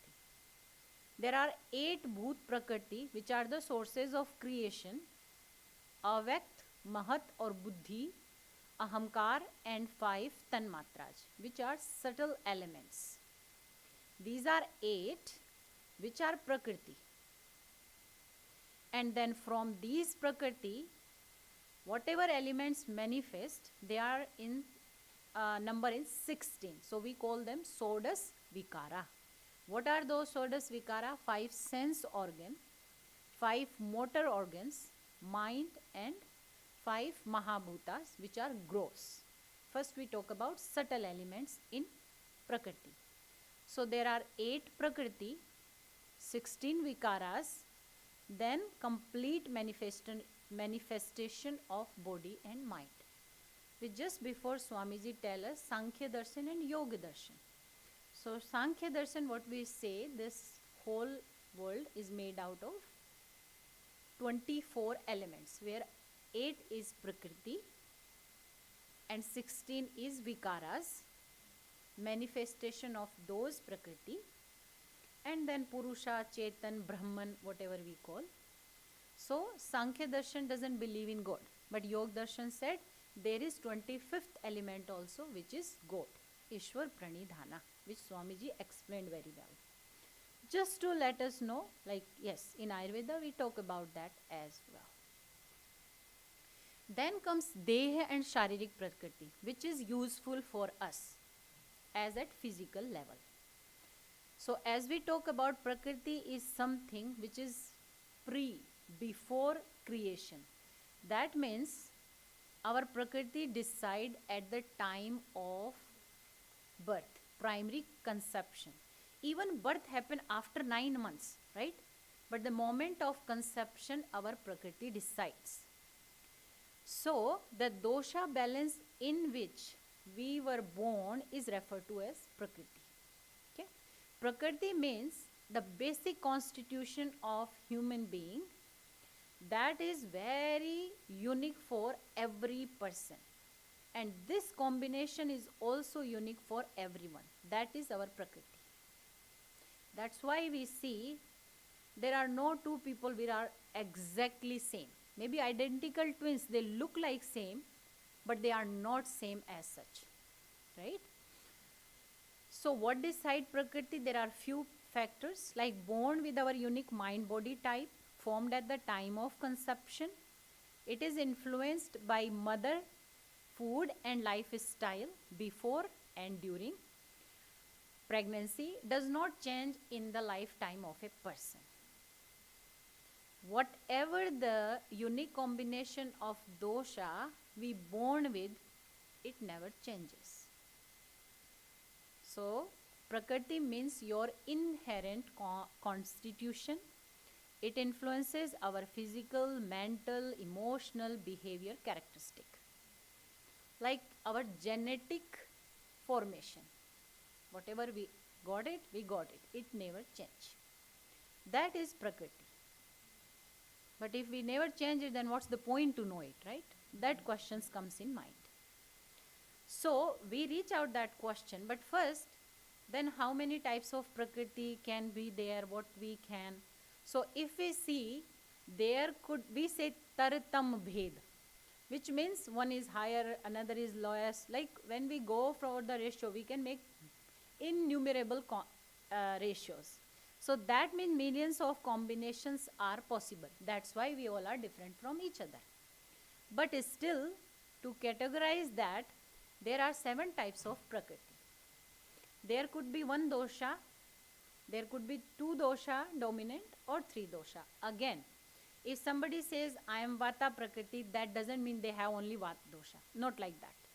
Because we all need 3 doshas, we all made out of 5 Mahabhutas, 3 doshas. But someone has dominant of 1 specific dosha, maybe 2 specific dosha, or maybe in 3 doshas, maybe ratio is same. If all 3 doshas are there, we call it 3 dosha Prakriti or some Prakriti. Very rare. If someone has some doshas Prakriti, they rarely get sick, physically or mentally, but very rare. Then Pitta Kapha Prakriti, they could be Vata Kapha, Vata Pitta, or Vata Pitta and Kapha. As I said, we all are 3 doshik. So this is also important. That's why I put a picture also. So we never, sometimes people say, hey, you know, I'm Vata. Yes, you are Vata, but still you are made out of all 3 doshas. So this is also very important. So each individual has a unique combination of these doshas. This is called Prakriti. Just to revise so we can memorize that. And this Prakriti, whatever we have gotten, it defines our natural tendencies and optimal health. That is your health. So Prakriti includes all 3 doshas in different proportion and remains relatively stable throughout life. The doshas are dynamic and continuously interact, influencing each other based on internal and external factor. I think somebody in the morning asked these questions. Definitely it changes. Prakriti means balance. It determines our nature, our strength, our tendencies. What is Vikriti then? Imbalance of our unique balance, which is our own optimal health. Come out of that balance is the Vikriti, which is imbalance. It could be influenced by diet, our lifestyle, environment, season, mental states. So that means it's the, remember we just show the unique balance, one is stone on the other. So it's very delicate. This balance is very delicate. So we need to keep that delicate balance. So quickly, if somebody is Vata type, what type of people they are generally? Physic, generally light, slender and find it hard to gain weight. Personality, they are very creative, they are very energetic, quick to learn but may forget easily. If they are in balanced state, they are very lively, very imaginative, very adaptable. But if it's imbalanced state, they may experience anxiety, dry skin, insomnia, digestive issues like bloating, constipation. So they are more prone to all these things. If there is Pitta type individual, their physique is medium build with a muscular frame prone to overheating. Because Pitta's qualities are like that. Their personality, they are very intelligent, very focused, competitive, and goal oriented. If they are Pitta in balanced state, Pitta types are very warm, they are driven, they are very confident. But if it imbalanced state, they may become irritable, they become angry very easily, they suffer from digestive issues like heartburn, acid reflux, etc. Just to give a simple idea. Then Kapha type individual, their physique is like solid, strong, and often prone to gaining weight. One more thing, sometime when we talk about Vata, Pitta and Kapha Prakriti, we go towards the ectomorph, mesomorph and endomorph. You can understand little bit, but it's exactly not like that. In Ayurveda, Vetve says, even if I'm Kapha Prakriti, my build is little bit healthy, my bone structure is big, but that doesn't mean I'm obese. Right? So that's Ayurveda says, whatever I achieve, it is health for me. If I want to be like Vata and very slim, that is wrong for me. That is not health for me. So that's why it's very important, whatever we are, we need to accept it. Everybody couldn't fit in like one thing, right? Somebody is very thin, somebody is middle, and somebody is already, they get the big build. So that's absolutely okay. Obese or too much less weight is completely different thing what we are talking here in Prakriti. How are their personality? They are very calm, nurturing, patient and grounded. In balance, they are very stable, compassionate and consistent. If imbalanced state, they feel lethargic, they gain weight easily because they are prone, or they experience emotional stagnation and depression. So before we talk about Manas Prakriti, okay, now I know what is my Prakriti, what I need to do with it. So we will talk about it later, but just to give a quick idea, first thing, it's not like that one Prakriti is better than other. As I said, like some Prakriti, those people never get sick. That's good. But what if I haven't it? There is no benefit for me. Maybe somebody has, good for it, right? Good for him or her. So we need to take it as that whatever Prakriti I am, this is best for me. Because that is my health. If I am Vata Prakriti and I am trying to fix myself in 3 doshas Prakriti, still I will not feel healthy because I want to stay in that ratio which makes me Vata person. So not a one Prakriti is better than other, nothing like that. Whatever you get, that is best for you and maintain that unique balance. What benefit to know that? Even in our family member, at least we know this person is Pitta. We know. It will decide things fast. One is Kapha, like he or she will take time. Okay, let me decide. I want some time. So at least we understand, okay, certain person will behave in certain way. So it's easy to accept them. Easy to accept ourselves as well. Vata Prakriti, they don't like to be competition at all.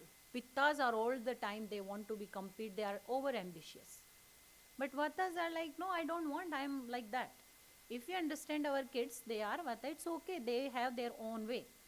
You don't like every time you push them, hey, someone's like daughter or son, they got something, why you don't get it? So this helps in many things, except health. Then comes Manas Prakriti. So Manas Prakriti, it is our mental constitution, psychological nature of an individual in Ayurveda. So there are 3 doshas, 3 gunas, Sattva, Raj and Tam. Sattva is associated with purity, wisdom, calmness, positivity. Rajas is linked to activity, passion, desire and movement. Tamas is connected to inertia, ignorance, lethargy and confusion. Now, a person's Manas Prakriti is determined by the dominant gunas in their mental makeup, which influences their thoughts, behaviors and emotional responses. And every person has this unique combination of gunas, but typically one is more prominent. But when we talk about Manas Prakriti, what I personally feel, it's very hard that I can tell someone's mental prakriti. As Swamiji mentioned, what we are thinking, nobody can see. So it's little tough, even though in Ayurveda there are 16 types of prakriti mentioned. There are 7 types of Sattvaj prakriti. If we are fit in that, we proudly say, I am fitting in Sattvaj prakriti. But then there are Rajas and Tamas prakriti. Their names are like on all the animals, like snake, maybe bhalu, all these, like bear, and all these names, nobody likes those. So generally, I don't say your Manas Prakriti is this, but there is available. Or what I understand from this, where Manas Prakriti comes in Charak Samhita or classical text, it comes where we call it Sharir Sthan, where all the how nature created, all the Prakriti, Shodas Vikara, how the 24 elements, this creation happens. In that chapter it comes, and then they talk about moksha. Like maybe I can complete my all 3 goals, and then maybe I can think, because still I didn't see, I'm planning for moksha. So what I understood how Acharyas want to convey this message regarding Manas Prakriti, if I think in future life I completed my all 3 other Purushartha and I am planning to go for moksha, then it is available, and then I need to work on my Manas Prakriti more than the physical Prakriti. As Swamiji told the different way, Swami said we start from soul, then we come to mind, and then to the body, the least importance to the body. But in worldly life, we give importance first physic. If we are healthy, we can think about others, then mind, and then soul. So I take it this way. That's why Acharyas convey this message. If your goal is that, then you come to here, think about your Prakriti. Another thing why it's hard to decide, because whole day time our gunas changes. Now I am in a very serene environment. Nobody teasing me. Whatever I know, you guys are appreciating me. Swamiji really take good care of me. So I feel blessed. I'm like, my sattva is really high, right?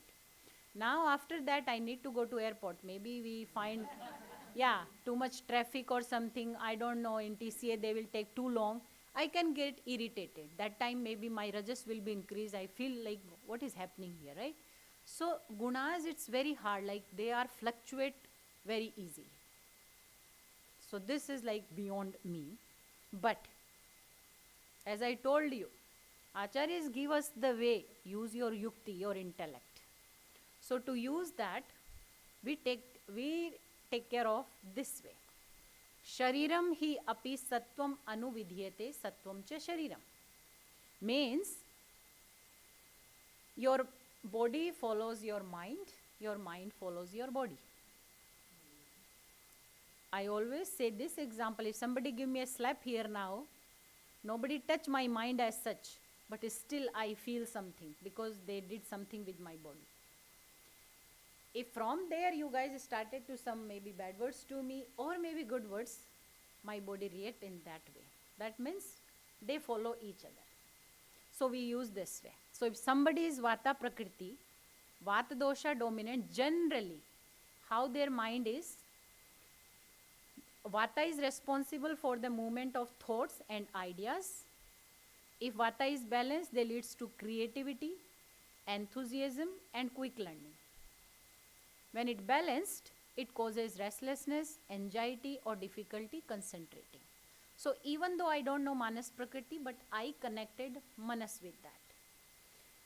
Then Pitta mind, it governs mental clarity, intellect, and sharpness. If it balanced, Pitta leads to confidence, decisiveness, and passion. Imbalance can result in anger, frustration, or tendency to be overly critical. Then how is the Kapha mind will be? Emotional stability and resilience Kapha provides. So when it is balanced, Kapha types are calm, patient, and very nurturing. But if it is imbalanced, they can lead to emotional heaviness, depression, or excessive attachment. So up to here we clear? Okay. I know, now you feel sleepy, but I'll wake you up soon. So now, these two triangles, they will be in stay your mind. So if you see first triangle, I take a congruent triangle. It's not supposed to be like that. Don't take it as such. I try to make it in such a way like Vata, Pitta and Kapha dosha. Whatever your unique balance is there, they are in ratio. That means the balance, and that is my unique health. If something disturb, so the lower triangle is little distort from the above one, where Vata is little bit more than above triangle, and then the two are Pitta and Kapha is also distorted. In between you can see maybe small, but there are three words: Prana, Tejas and Ojas. So these three are essence of our body. So when all the doshas are in balance, we are healthy. These three essence is in our body really getting format. But if they are distorted, they are also not become nicely. And that time we say it is dis-ease. If we don't correct this imbalance, it becomes disease or disorder. So it's not like 1 or 2 days we get any kind of disease. It doesn't happen like that. Our body gives us lots of sign, and that's how we keep ignoring it, and then we get disease or any kind of disorder. Okay, now you all will awake. Okay, we have a small quiz. I know it's like, I know talking too much and I don't know. So dosha quiz, identify your prakriti. What we'll do, I have 8 questions. You can write down or maybe type in your phone. Answer to the question, choose one that sounds most like you. You can choose 2 answers also. Highest score in whatever highest score, that would be your prakriti, and not that, it's just an estimate. Okay. So first question is, what best describes your body type? First option is thin, light and prone to cold. Second option, medium built, muscular and warm. Third option is solid, strong and gain weight easily. Most important thing, don't think about now how you are now. When you feel healthiest in your lifetime, generally your early adulthood or childhood, when we have no issues at all, think about that time, not now. Because now what we have, that is vikriti, imbalance. So think in past, how you were, what was your physique. Second is, how would you describe your natural energy, not now, as a kid or early adult? Active, energetic but tire easily, high energy, intense focus and driven, steady, calm and long lasting. You just need to say ABC without thinking too much, whatever you can think quick. You can fit in 2 options also sometimes, so you can do that too. How is your skin? How were, not is, okay, before. Dry or rough, warm, prone to acne, freckles, moles, or soft, oily and smooth. Next one is, how do you handle stress? First one, I tend to feel anxious or nervous. I get frustrated or angry. I withdraw or feel sad. Okay. So as such, for this session, like kind of we done the time. But next one is yoga relaxations. So I asked Swamiji if he give us permission that we can continue with that. Because on chair I am not sure how much we can do, but we will do 5-10 minutes. So Swami said, go ahead how you want to. So we want to finish. Is everyone agree with that? Yes. Okay, thank you. Fifth one is, how would you describe your sleep habits? Not now. I have difficulty falling asleep or stay awake for long periods. I wake up frequently during the night or have intense dreams. I tend to sleep deeply and for long hours, sometimes feeling sluggish upon waking. Remember your college time, how you were. Some are young here, so they can think like now. What is your digestion like? Irregular with bloating or gases? Anytime if you have any kind of issue, what is more prone? Strong digestion but prone to acidity. Slow digestion with a tendency to feel heavy. Seventh one, how do you typically experience your bowel habit? I experience irregular bowel movements or occasional constipation. Second option, my bowel movements are often loose or urgent. Third one, I have slow, consistent bowel movements but sometimes feel heavy or sluggish. Last question is, how do you learn new things? Option 1, I learn quickly but forget easily. Second one, I learn best through focus and repetition. Third one, I learn slowly but retain information well. So eighth one, I'm sorry, options are D, E, F, but they are A, B, C. I'm sorry. Okay. So now you can count your A, B, C. How many A did you get in your answer? How many B? And how many C?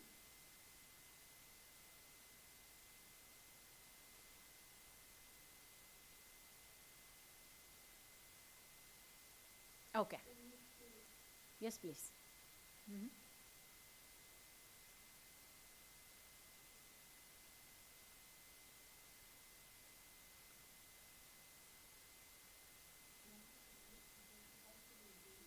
No, it is ABC.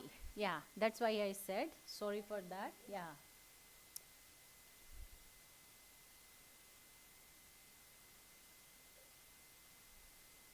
Okay.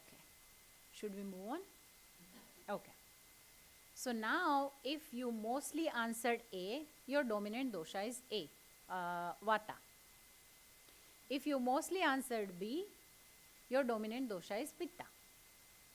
If you mostly answered C, your dominant dosha is Kapha.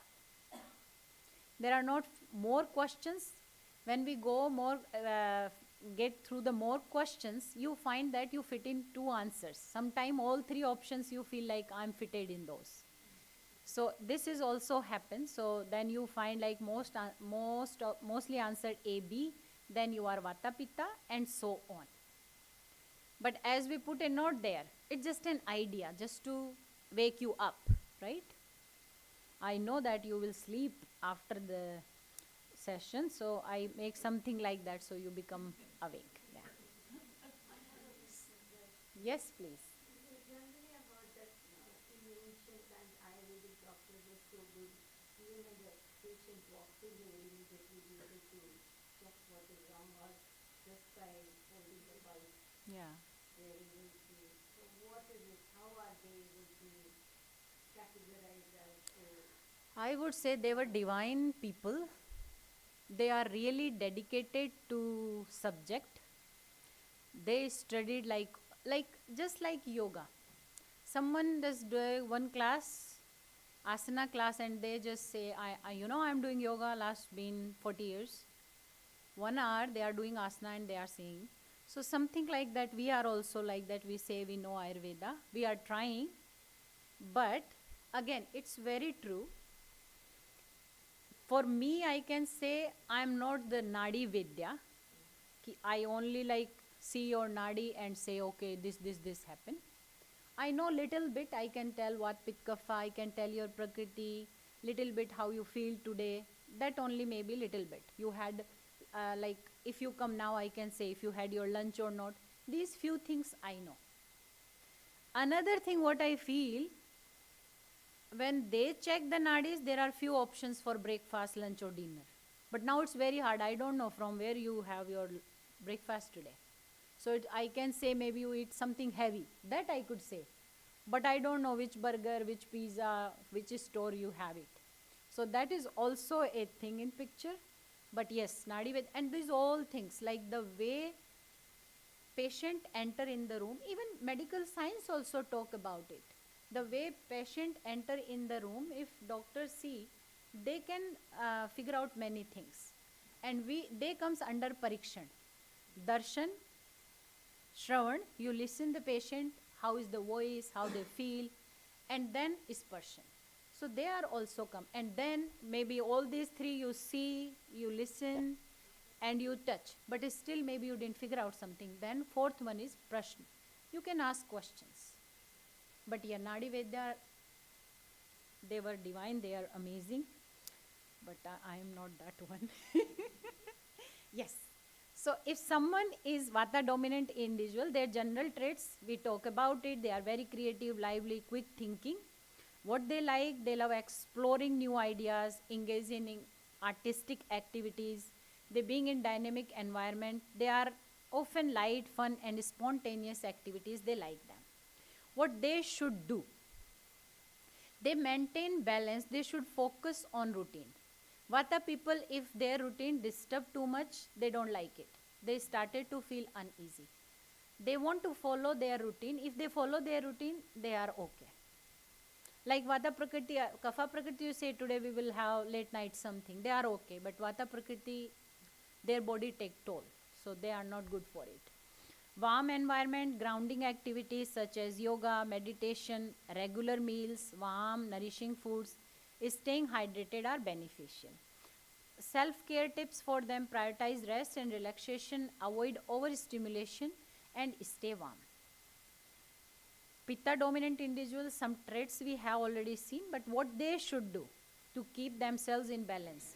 They should practice cooling activities, take breaks, and avoid excessive heat or spicy foods.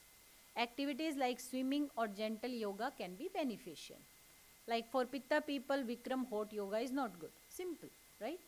They are already too pathic or too hot potency they have.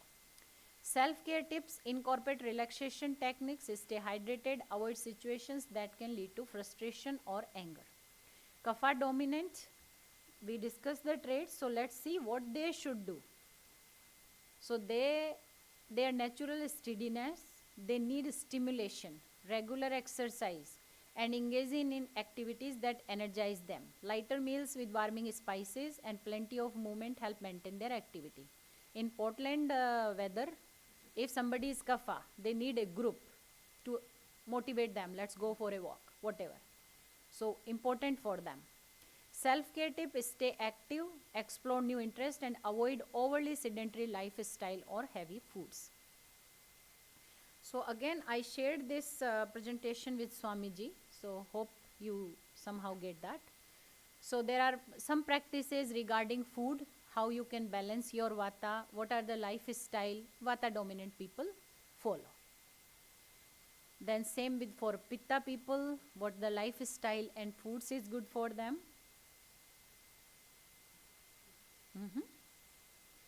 And same with I put for the kapha people, like which kind of grains are good for them, which kind of fruit they should eat, and which kind of lifestyle. Now we talk about samadoshaha sama agni. What is agni? Agni is digestive fire. And we can, like in agni I can talk in detail. Even in Bhagavad Gita, Shri Krishna says, aham vaishvanaro bhutva prananam deham ashritam. So like agni is something. The moment in Ayurveda it says, ayur agno miryate shanto jivitam nam. Means silent, we are also silent. So that is the importance. We need this digestive fire. Then there are types of Agni in Ayurveda, 13 types. We will not go into detail.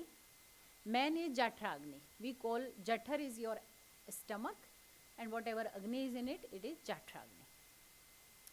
So this is the main Agni. What it does, whatever we eat it, it converts the food in which we can use.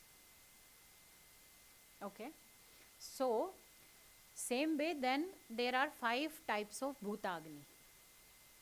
So these 3 Agnis, these 5 Agnis, they are according to the elements. So whatever we eat, they have different dominance of element. According to that, Agni work on them. Then there are 7 other Agnis which is called Dhatu Agni, and regarding the tissues we get them. In modern perspective we can understand them, and which is easily you guys can get it.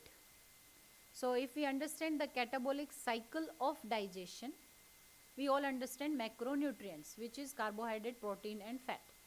So that means first Agni, it just break the macronutrients in micronutrients. Not micronutrients, like subphase, like protein in amino acids, fat in glycerol and carbohydrate in glucose. That is first cycle. Then the second cycle, from there amino acids will further divided in there, and then the third one, which is the Rasagni or the Dhatu Agnis, they are on the cell level digestion. So simply we can understand it that way. But this is more important for us to know. There are 4 types of Agni. So there is Samagni, which is balanced digestive fire, and we all look for it. We want this Agni. That is health.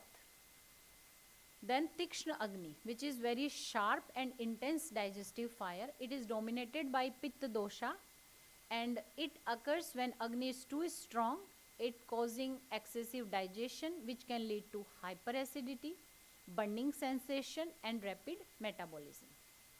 Then comes Mandagni, which is weak digestion or weak digestive fire. It is dominated by Kapha dosha, and here Agni is underactive, and it leading to incomplete digestion, sluggish metabolism, heaviness and accumulation of toxins, ama. And almost all of us come under this, and that's why we get all the diseases most of the time. Visham Agni is also irregular digestive fire dominated by Vata dosha, sometime too strong, sometime too weak. So it's very unpredictable kind of Agni. Why it's important to know about Agni? As I told you, ama formation is the root cause of diseases, because ama, simple word we can understand as toxins, which are undigested food products in our body or unmetabolized food products. Those are toxins. So what happens if we have a strong Agni, proper digestion will happen, all the dhatu formation will happen properly. That means body get nourished and you get your swasth or your health, ojas. But if Agni is weak, incomplete digestion will happen. Arm formation, which is toxins or undigested food. Because of that, all the channels will be blocked, dosha imbalance will be there, and we get diseased. There are few signs of amas which can correlate. So which can be correlate all the symptoms. If we have ama in our body or toxins in our body, we feel heaviness, fatigue, weakness, headache, body ache, foul breath, bloating, constipation or diarrhea, low appetite or lack of taste in your mouth, mental confusion, feeling of stagnation or uncleanliness, thick coating on the tongue. So few symptoms we all find sometimes in our life. So we can understand when we come in. There are few reasons why we accumulate ama. Dietary habits, generally because of we eat too much. Overeating is the main reason. So that is the main reason. There are few more also. Then there are some heterogenic causes, like sometimes we don't know why it happens. So there are also then psychological causes also. Even though my fire is okay, but my mind is somewhere else, maybe I'm in grief or not in my senses, that also it can. So in samhitas, different places, like somebody is sleeping in daytime, that also can disturb your digestion and ama production can happen.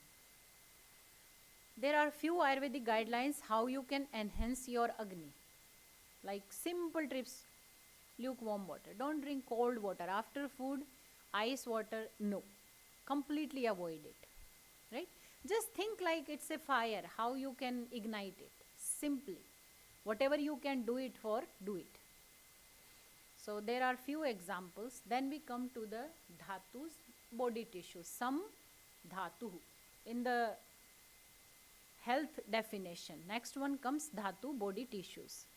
So we say dharana, dhatva, prokta, sharir, dharnatmaka. They are 7. Ras, raktam, mans, medo, asthi, majja, shukram, eva, cha. And for that, sequential nutrition happens. If somebody says my bones are not working properly, I have bone issues, all these issues, Ayurveda we first say, okay, how is your digestion? Do you fresh in the morning? We ask all these questions. Somebody says, I'm asking about my bones and she's talking about my digestion. Why so? Because we correct digestion first. Because until your first tissue or dhatu, which is ras or plasma, just to understand, ras is little bit different from plasma, but to understand, until that dhatu is not properly nourished, your next tissue will not be improved. Whatever you take. Directly supplement we take some days because samanyam ekatokram. We talk about it. Same qualities, something you take, it will increase that. Maybe you get that. But it will not be maintained. It makes sense? Okay. I'm going little faster, sorry for that. Then mala, samamala. So there are three main waste products are defined in Ayurveda: stool, urine and sweat. Those are very, very important.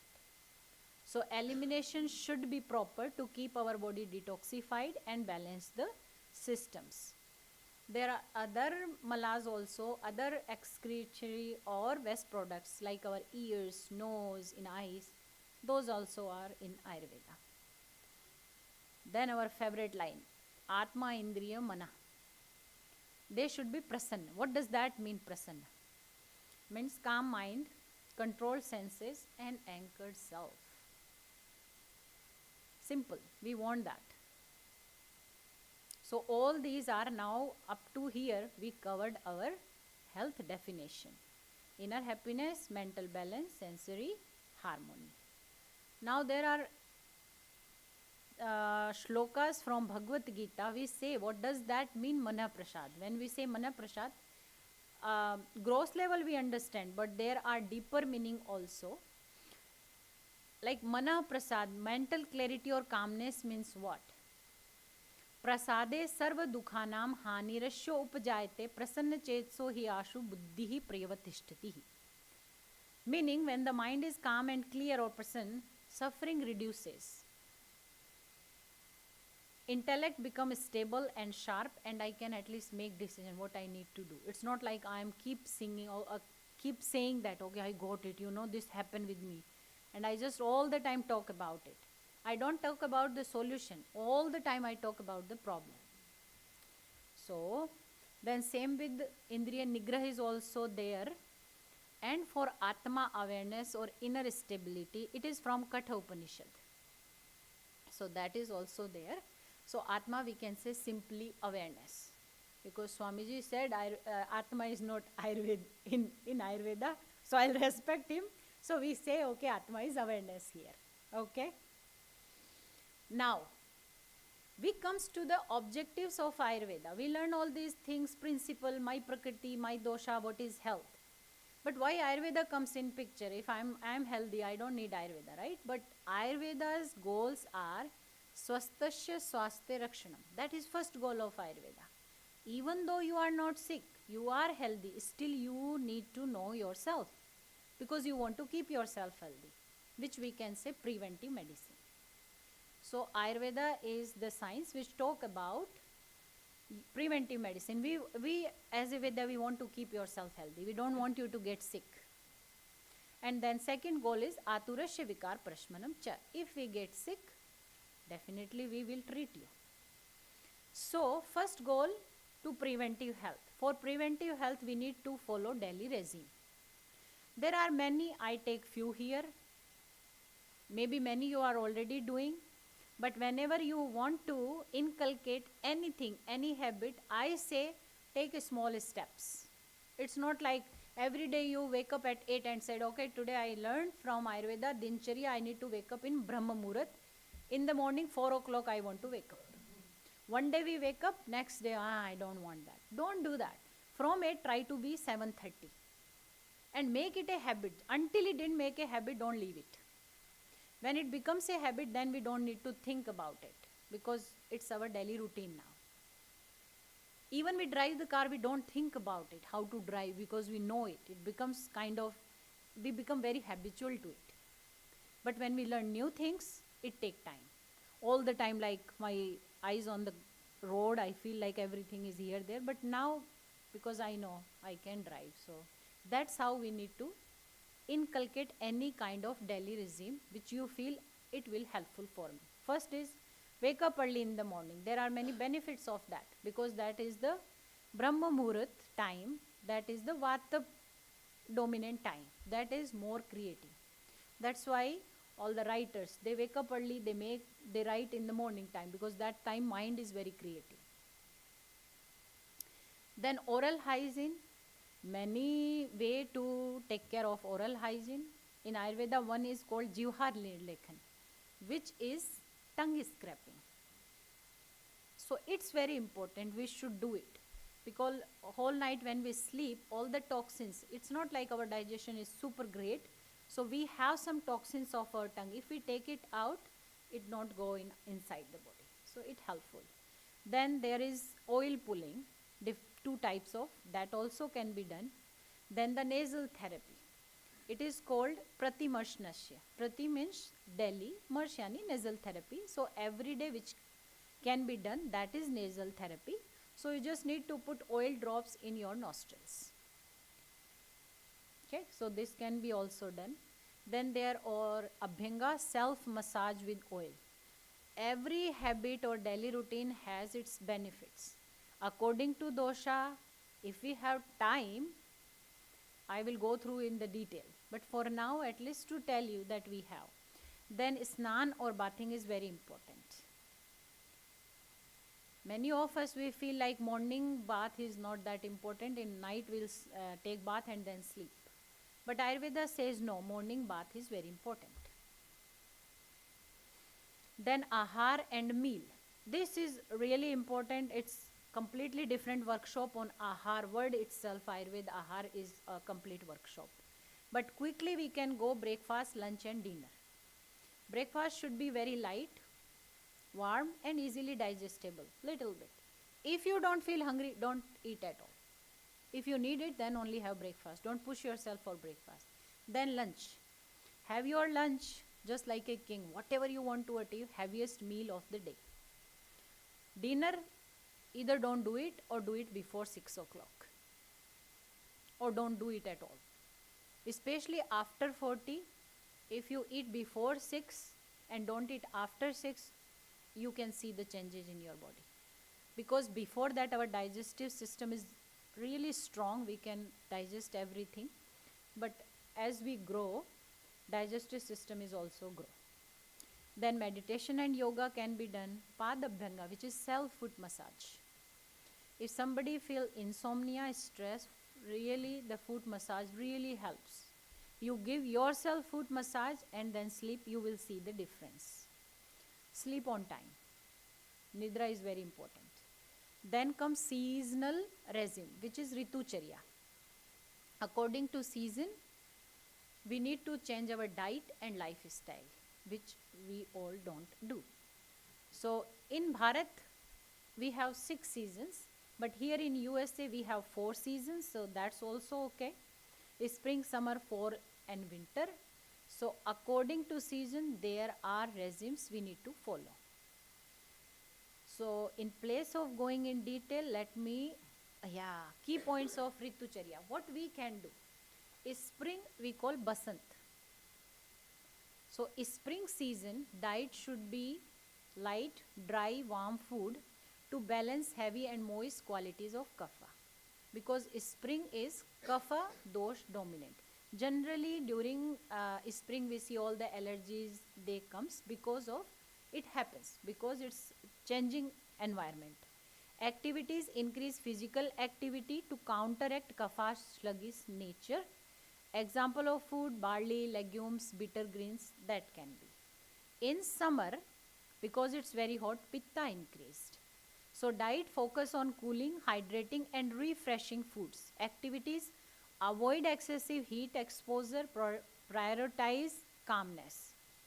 Example of food, cucumbers, melons, coconut water and ghee. Ghee is the best thing to eat for pitta. Anytime you feel burning or any acid reflux, take 1 teaspoon of ghee and you are good. Then autumn, which is Sharad Ritu, diet should be incorporate grounding, warm and oily food because that is the Vata time. Vata automatically increase.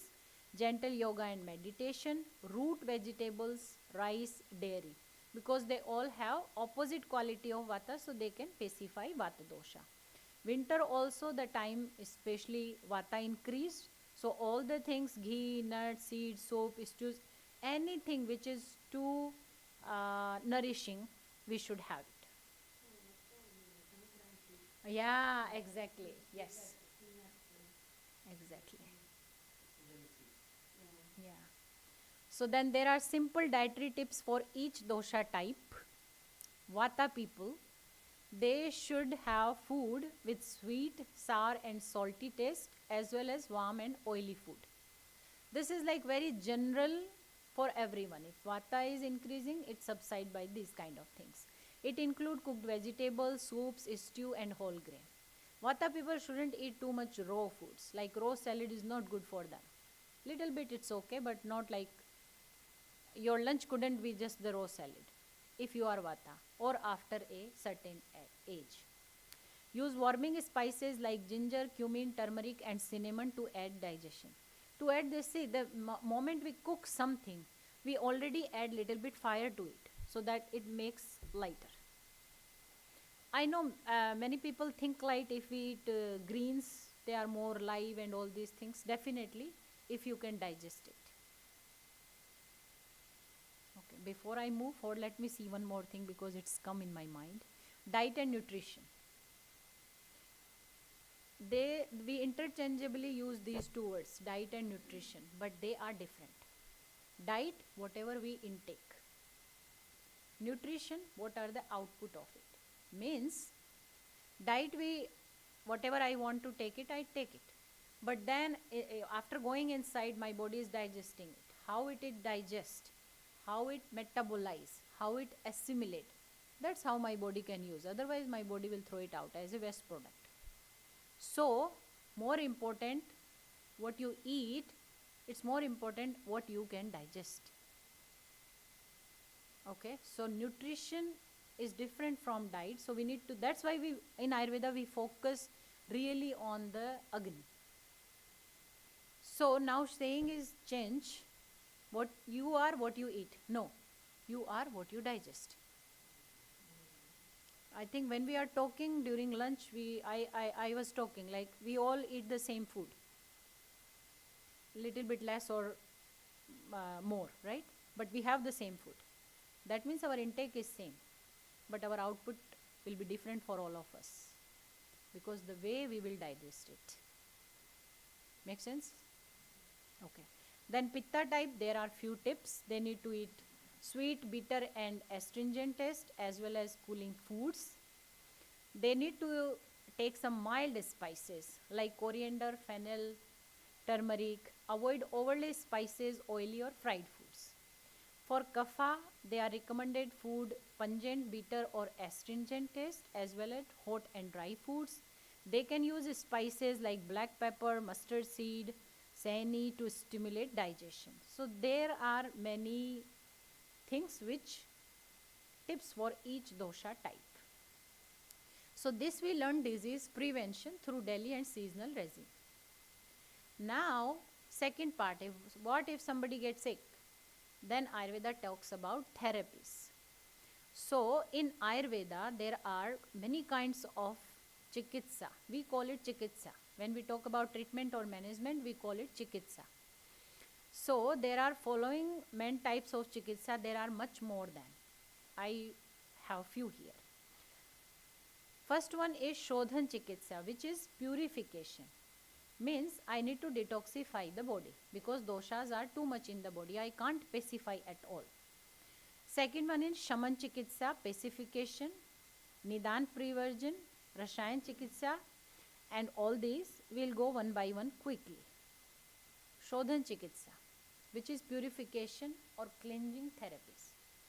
In this slide, I'll take 2 minutes. So we call in Ayurveda, Ayurvedic Panchakaram. If you know Ayurveda, you have heard this word, but is very much misinterpreted. Panchkarma means main 5 cleaning procedure. First is Vaman, which is therapeutic vomiting, and it's really good for kapha disorder. Then Virechan, which is purgation, and it is mainly for pitta disorders. Third one is Basti, medicated enema. It is mainly for vata disorder. Okay. Now quickly bring your attention towards the sites of dosha. We says above your neck, your kapha dosha, and we are doing emitting. I say middle body and we are doing purgation.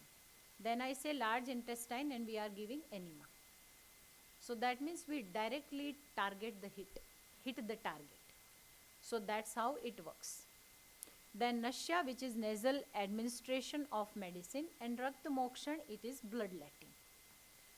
So if you ever heard that I did get Ayurvedic massage, fermentation, some kind of Shirodhara, they are not Panchkarma. They are not Ayurveda Panchkarma. Ayurveda Panchkarma is this cleansing or purification therapy. Not everyone is the candidate for them. There are a lot of contraindication for them. If we properly do all these therapies, it will take 6 months. Still somebody says, again, Vedya have Yukti, why don't they use? They use. Still they need 3 months. If they are doing all the 5 in less than 3 months, that means Bhishak, Chadmachar Vedya we call them. They are wearing something and they are saying we are doing it. It's happening, but just for your information, this is classical Ayurvedic Panchkarma. And it's very, very effective. Bloodletting. So, there are many ways to do it, Swamiji. One is leech therapy. Then we do it with the Vedan. These days people are scared of cutting their veins, so we use needle also. Then cupping therapy also. And before, like that time, we use the shrunk, the horns of the animals, to just suck that. But now we have instrument, we call it cupping. Yes, we create the vacuum. Vomiting, I know it is, but how do you make yourself do it? No, you can't do it alone. You need a lot of preparation for that. So, what is the principle behind it? Like, I have too much dosha imbalance in my body. Now it's very hard to specify that. So I need to ready my body. So there are pre-procedure, then the main procedure, we vomit that day, and then the post-procedure. Just like a surgery, we planned it, right? So for a few days, like generally 7 days, we drink ghee, clarified butter, or maybe oil, or medicated ghee for 7 days until our body feel really oily. That means we are trying to make our body more, we use this word utkleshak. Utkleshak, what we say, like we are aggravating something intentionally, right? And then we have different herbs which have vomitic effect. So it's not like vomiting after that you will feel tired. It's not like that, because those medicines are such a way that they really have that this vomiting effect, and they just stimulate your vagus nerve and it come out. But it come out with all the doshas, because we just accumulate in our stomach or in our digestive system somehow, and they come out. So that's how they correct it. But after that, because your whole system is cleaned, you can't eat normal diet. You really need to ignite, because now your Agni is completely gone. We can say that. Now you like ignite with the small, we say sticks. So we take like some rice water. Then I feel okay, I feel it started to feel hungry. Then I can have some granules with that. Then I feel little bit more hungry. Then I go for pulses water. So there is a way to bring yourself again the Agni. Just take it as like no fire. Then how you ignite the fire? You use first what my daughter says, some word. 3 words. Kindling or something. 3 words we use when we go for the campfire. First you find the small sticks. then you put the little bit big, and then you put the lobes. So yeah, so that's the same concept for that. After one procedure, but it's like that. If you go for all 5 panchkarma, then it will 6 months. But if you are going for one procedure, you can done it 20 days.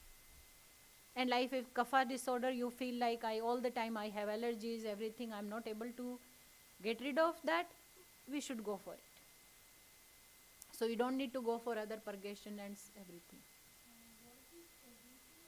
Purgation is like forcefully we go for the motions. We give the medicines and go for the motions until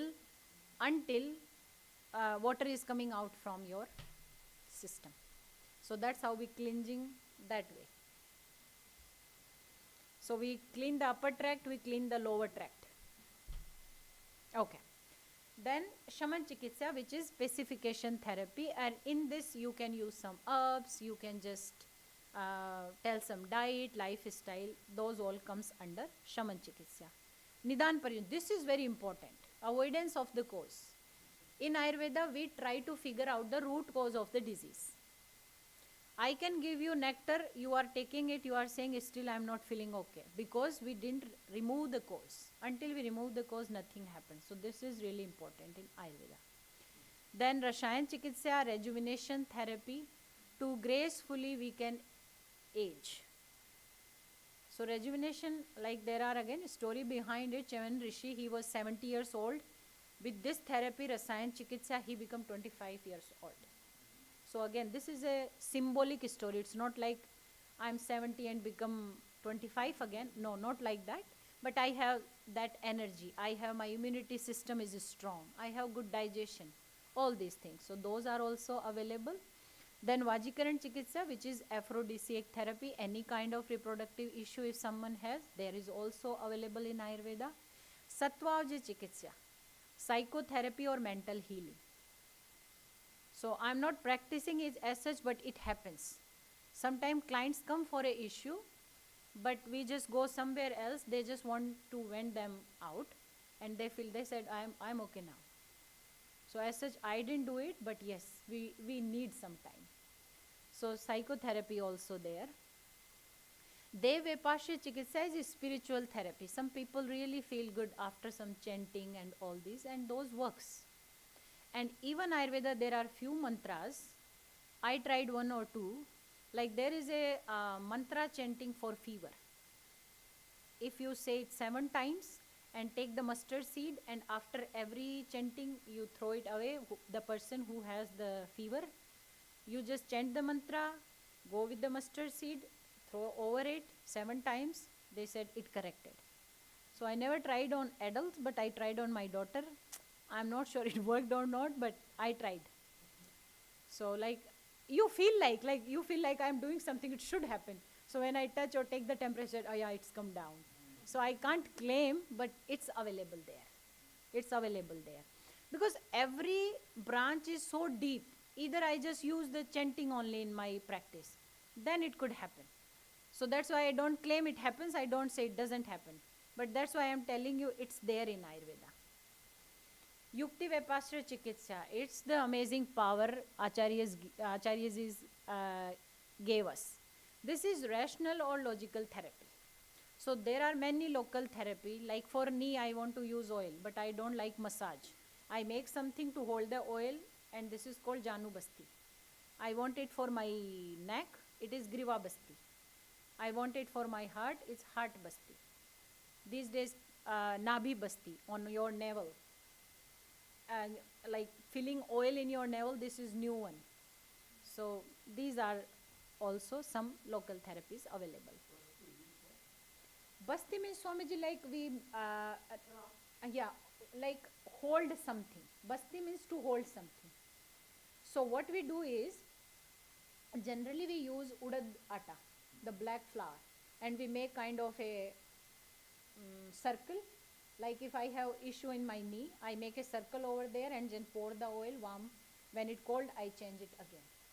So whatever the body part, so especially the bony issues or the muscular pain, when we use that oil is more nourishing and vata dosha pacifying. So we do those. Yeah. now like there are many instrument also available, like for knee it's come the knee cap, so you just put on the knee and just fill the oil. So this is also authentic we do with black gram flower, because black gram flower has the qualities to pacify vata, so just to increase that. Almost done. Goriji is saying me again, it's done. I said yes, we are almost done. Okay. So there are additional supporting therapies also available where we talk about Shirodhara. Shirodhara is a therapy where on our Agya Chakra we lay down and with the instrument oil is pouring on your forehead. So really works for insomnia, stress, anxiety. It's really good. So there are different kind of supporting therapies are also available. There are few herbal teas if you want to make it at home easy. This is known as CCFT. If you buy it very expensive, if you make it, it's little bit cheaper. So you need to use cumin seed, coriander seed and fennel seeds. And I called it Tridoshak tea because it's digestive. Everyone we need it. You can have it before food if you don't feel hungry. You can use it after food if your digestion is not good, you feel bloating, all this. So it's really good tea. This is stress. This one you can have it because everything is balanced. That's why I call it Tridoshak. Then is stress relief tea. It's mainly for Vata and Pitta because generally stress come out Vata and Kapha dosha. So in this one we have holy basil, which is tulsi, ashwagandha powder. There is another herbs which is called jatamansi. That is in it. Then grated ginger and honey if you need it optionally. So this is also good one. This is, I called it Ayurvedic analgesic tea. Like if it's sharp pain, I don't say don't take ibuprofen because sometime we need it, take it. But in place of taking every day, this can be done. Like turmeric, a pinch of black pepper, dried ginger powder, carom seed, fenugreek seed, and it's really help for pain. There are few home remedies which can be used. And then this is the last slide, I think. So any question before that? Ji, yes, I have.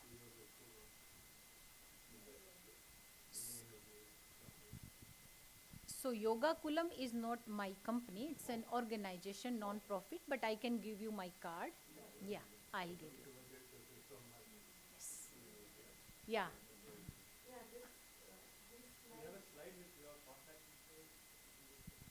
So she has Yeah, given, it will come. Yeah, she has given a copy to us. You send an email, then I'll send you. Okay. So in Ayurveda, just to summarize, health is not just about avoiding disease. Let me know if you are somewhere you are not agree. It is about creating a balanced body, a calm mind and a stable energy. Because when the body is disturbed, the mind becomes restless. When the mind is restless, we lose clarity in life. That is why our ancient wisdom emphasizes take care of your health, not occasionally, but as a daily practice. Through simple steps, eating the right food, maintaining routine, respecting your digestion, and living in harmony with nature. These are not complicated ideas, right? But they are powerful. Ultimately, health is not the final goal. It is the path that supports everything else in life. So let us not wait for disease to teach us the value of health. Let us choose from today to take one small step towards better living. Because small, consistent changes create lasting transformation. Health is not just about living longer. It is about living better with clarity, balance and purpose. Let's begin that journey today. Yeah? So this was you were asking. Yeah. Ji, Swamiji, this is final.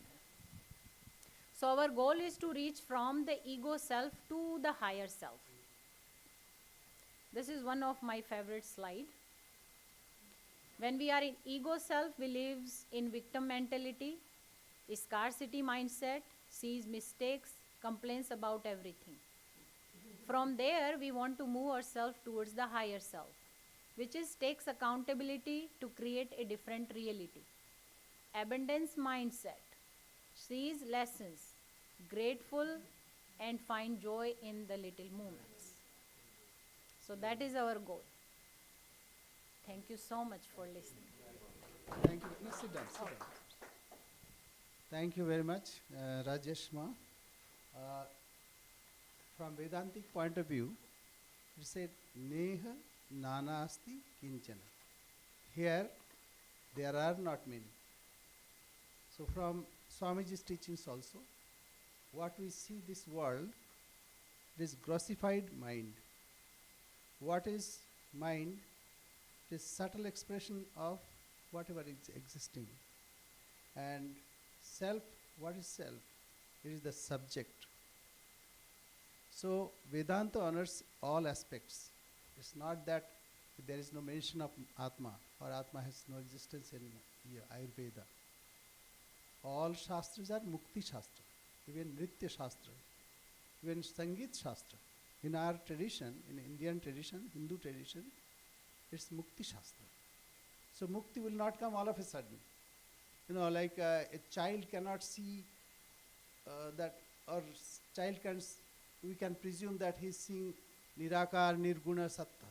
He cannot see. Because his mind is in that gross, the physical body. So what we have to do, we have to transcend this body idea. To transcend body idea, we have to be healthy. That is why in Ayurveda, it is Veda. It's not ordinary Shastra. It also teaches us how to live a healthy life. And when health is good, then mind is also healthy. And then one can think of the higher thoughts. It's in a modern people say, when wealth is lost, nothing is lost. But health is lost, something is lost. But over and above that, if character is lost, everything is lost. So that's the goal of life. We need to do that, but not neglecting health. Shariram adya khalu dharma sadhanam. First step is the health. Even this is from Vedantic standpoint. It's not that I am saying Shariram khalu. Shariram is this body is the first step for any any spiritual advancement. Any dharma sadhana is possible when we have a healthy body. That is why we also invited this session with the help of Digantaji and with her help and another Gauriji. So we are grateful to all of you. And secondly, so please send your email and so that I can send you this her presentation. And secondly, now by this we have come to conclusion to our 9th session, and then the 10th session will be in April. So from April 10 to 13, you are all invited to attend that. But more important is we'll have a convention where 16 monastics will be present, and that convention will happen from October 2nd to 4th. Please spread this word and please subscribe and also register yourself, and it's available on our website, the Century Celebration. We have two websites, Vedanta-Portland.org and Vedantaportland.org.